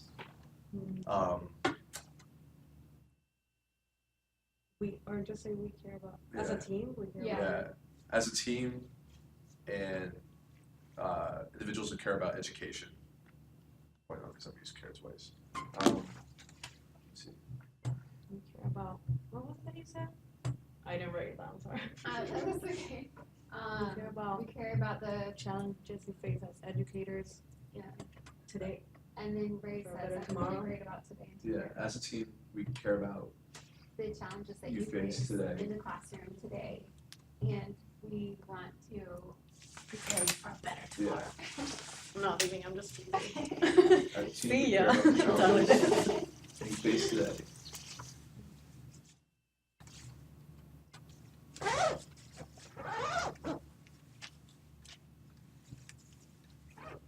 And our goal is to prepare you and your students. Yeah, for you better and your tomorrow. students. I like it. I like it, yeah. Because what does a teacher care about? Their students, her, his thing. I can't wait for these launches to say something weird. What? I'm not worried that you're gonna do. No, you're gonna be fine. I'm perfect. Yeah, you are perfect. The good thing is that it's a practice of a practice of practice. As a team, we care about the challenges you face today, and our goals to prepare you and your students. That's cool. I have to run a little bit. You feel better? At dinner. I've been like multiple times tonight. I'm really sorry. I have a giggle and I have a dinner. A bitter giggle. My name's Greg. I have a bitter giggle. The other day, I was on someone's house, and someone kept saying bra, like bro, and I kept understanding bra, and I was like, wait, do you have a problem with your bra? Hello? You probably would say bra though. Come on, bro. Yeah, come on, bro. And I was like, it was a girl, and I was like, 'cause that's why I said like, I was That's like, also wait, do strange. you? Yeah, it's not as common, I guess. And I was like, you have a problem with your bra? Because she was joking about something, and I was like, I don't. I just don't get it. If you're trying to be so like caring and be like, I can help you with your problem.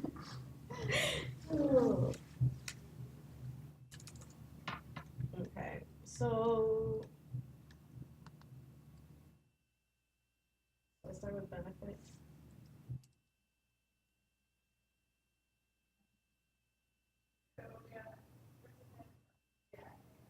Oh yeah, I had a question for slide number 10.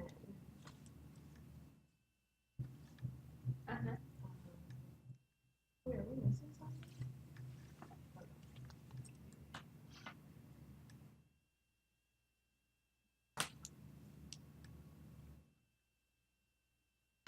Oh, it's supposed to, okay. Έλα. Are we missing Α, έλα. No, we're not. Περίμενε. It's because I got confused with this Περίμενε. one, so it doesn't Περίμενε. count yet. Έγινε μαλακία.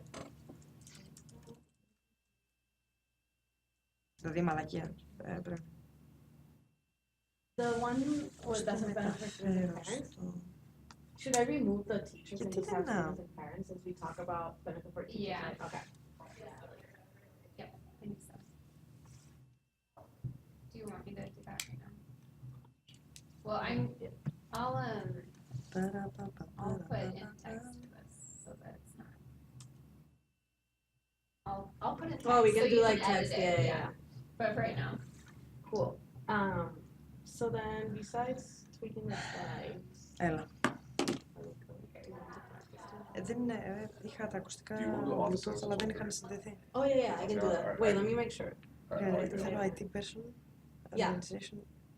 I might come here, or I'm practicing a little bit tonight. Ένα δευτερόλεπτο, γιατί είχα κάνει μια σκέψη και στη How are we gonna that blank slide? How do we want to go about filling that? Δεν μ' ακούς. The testimonials, the anecdotes. Όχι και Αμερική. Maybe just a couple quotes. Γιατί. Whatever you Έβαλα think το. would be the most powerful. I'll look through it tonight. Περίμενε, I IT feel like person, organization και ποιο είναι Yeah, το τρίτο. all of Έλα, so. I'll like add stuff down here if I think it might be good. Okay, I'll be able, yeah, I might look through it tonight early tomorrow morning. Yeah, we can all look at each other's stuff to make sure. Great. Yeah. I have the intro down, and then for the closing, I'm just gonna say that quick thing. Yeah. Yeah. So in summary, we want to reach, I don't know should I say, our first goal is to reach 1 million students, 50,000 classrooms, in only 3 clicks.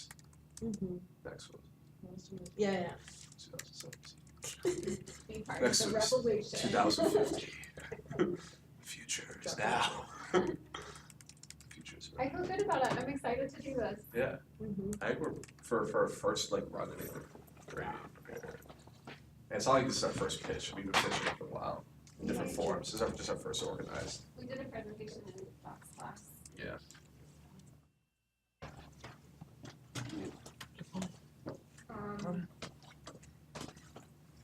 Χαμός. Πρέπει, ναι, το βρήκα ευτυχώς δεν λες καλά, γιατί είχα βρει μια ολόκληρη ανακάλυψη και το ξέχασα.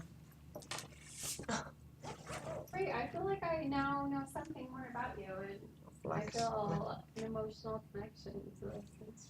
Oh yeah, I found Should I bring it tomorrow and just put it down, but obviously? So they're like, oh, do you play Valorant? I'm like, yeah, you know this. You know, I was thinking of it. You should. Τώρα We should have some music for next to us one day. So if you wanna like. Do you play musical instruments? Okay, Between the two of you. Oh well, actually, I've taken some hand drumming classes.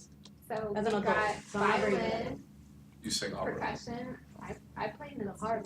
I play the harp. Προσπαθώ πρέπει να πάω να βρω ένα φίλο μου Irish harp? που ήρθε από την Καλιφόρνια. No, but the Irish harp's really cool and I play Irish harp songs. I only ask because my grandma plays Irish harp. Δεν το σηκώνει. Yeah. Όχι δεν το It was σηκώνει, our δεν big κάνει deliver τα μηνύματά του. 5 years ago. She was Όσο one. δεν έχει σήμα. Cool. Are you Irish? Ναι, ναι. I'm like less Irish. She's Εμένα like δεν έχει σήμα γιατί λέει εδώ πέρα online today at 6:31. I'm not. I mean, maybe like 5%. Κάτσε μία να πάρω ένα τηλέφωνο, περίμενα. Probably not. Just left that Γιατί πριν να πάμε εδώ αποδεστέ. 10% is actually impossible. Maybe not. I don't know. You can do a DNA test. Those online. Have you seen, I saw τηλέφωνο. this DNA test that was done by like Ancestry.com and it was this guy and he found out like he was an incredibly diverse person, like himself. He had like European and African and like all these different backgrounds and he was like crying. He's like, I have no idea. Is that that video that it was but then there's other people. There's other people present. There's other people, yeah. It was kind of I was watching, I was like, this is so cool. I'm getting the tingles. And Sean was like, Βασικός είναι στα ίδια, αλλά είναι κάπου και εμείς. I'm like, look how cool he is and how diverse. He's like, I love people that are diverse. And I'm like, no, but like, that is amazing. He just like has background The like druid. from so many different continents. But we are all came from like the same. I'm like, I said I called it destroy. I thought this was cool, but you're not making it cool. All right, Sabrina, I'll email Tatiana. Okay. 12:30. Is that good for you? Yeah. Yeah, so we're doing next to the band. We just signed up for He's this still holding. Oh shoot.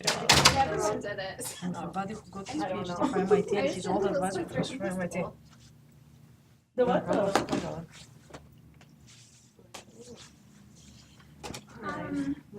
Χριστέ μου. Kind of stressful. I'm not sure exactly. Was Εν τω μεταξύ το πιο αστείο είναι. Program starting today at work. Ποιες λέξεις μαλακά θα ήταν, είναι αυτό που έχει τις εγκυκλοπαιδικές γνώσεις. Το οποίο δεν ξέρω σχεδόν τίποτα. Να, είναι πολύ συγκεκριμένο. Things are not going exactly how I wanted them to. Because Το πες που ξέρω όλα. Άντε. I just have to let go. Trivial. Trivial, όχι trivial. Trivial είναι ασήμαντο. Το παιδί λέγεται trivia. Anyway, I didn't mean to like. Αυτό δεν είναι. Δεν είναι expert. How are you doing? Good. I feel like, yeah. Το trivia είναι πολύ, πολύ εξειδικευμένα. Πολύ, πολύ εξειδικευμένες τέτοιες ερωτήσεις. So, Δηλαδή, ρε παιδί μου, είναι, ξέρω εγώ, ποιος ήταν ξέρω εγώ, ο στάρ του κινηματογράφου το 1937, ξέρω εγώ, που φορούσε κόκκινο καπέλο. Χέσε με τώρα, δηλαδή, πλάκα μου κάνω. Δηλαδή, είναι κάτι τέτοιες ερωτήσεις. Δηλαδή, είναι μερικά άτομα, ξέρω εγώ, ο μπαμπάς μου, ας πούμε, που μπορεί να το... Ναι, δηλαδή το θεωρώ και αδιάφορο, δεν έχει κάποιο chance. Δηλαδή, είτε το ξέρεις είτε δεν το ξέρεις. Οκ, και αν το ξέρεις. Δηλαδή. Ναι, αυτό ακριβώς. Η άκρη στην πληροφορία της ημέρας. Αυτό ακριβώς είναι. Είναι αυτό ακριβώς. Τι να πω. Οπα, τι είναι. Α. Τι είναι μάλλον.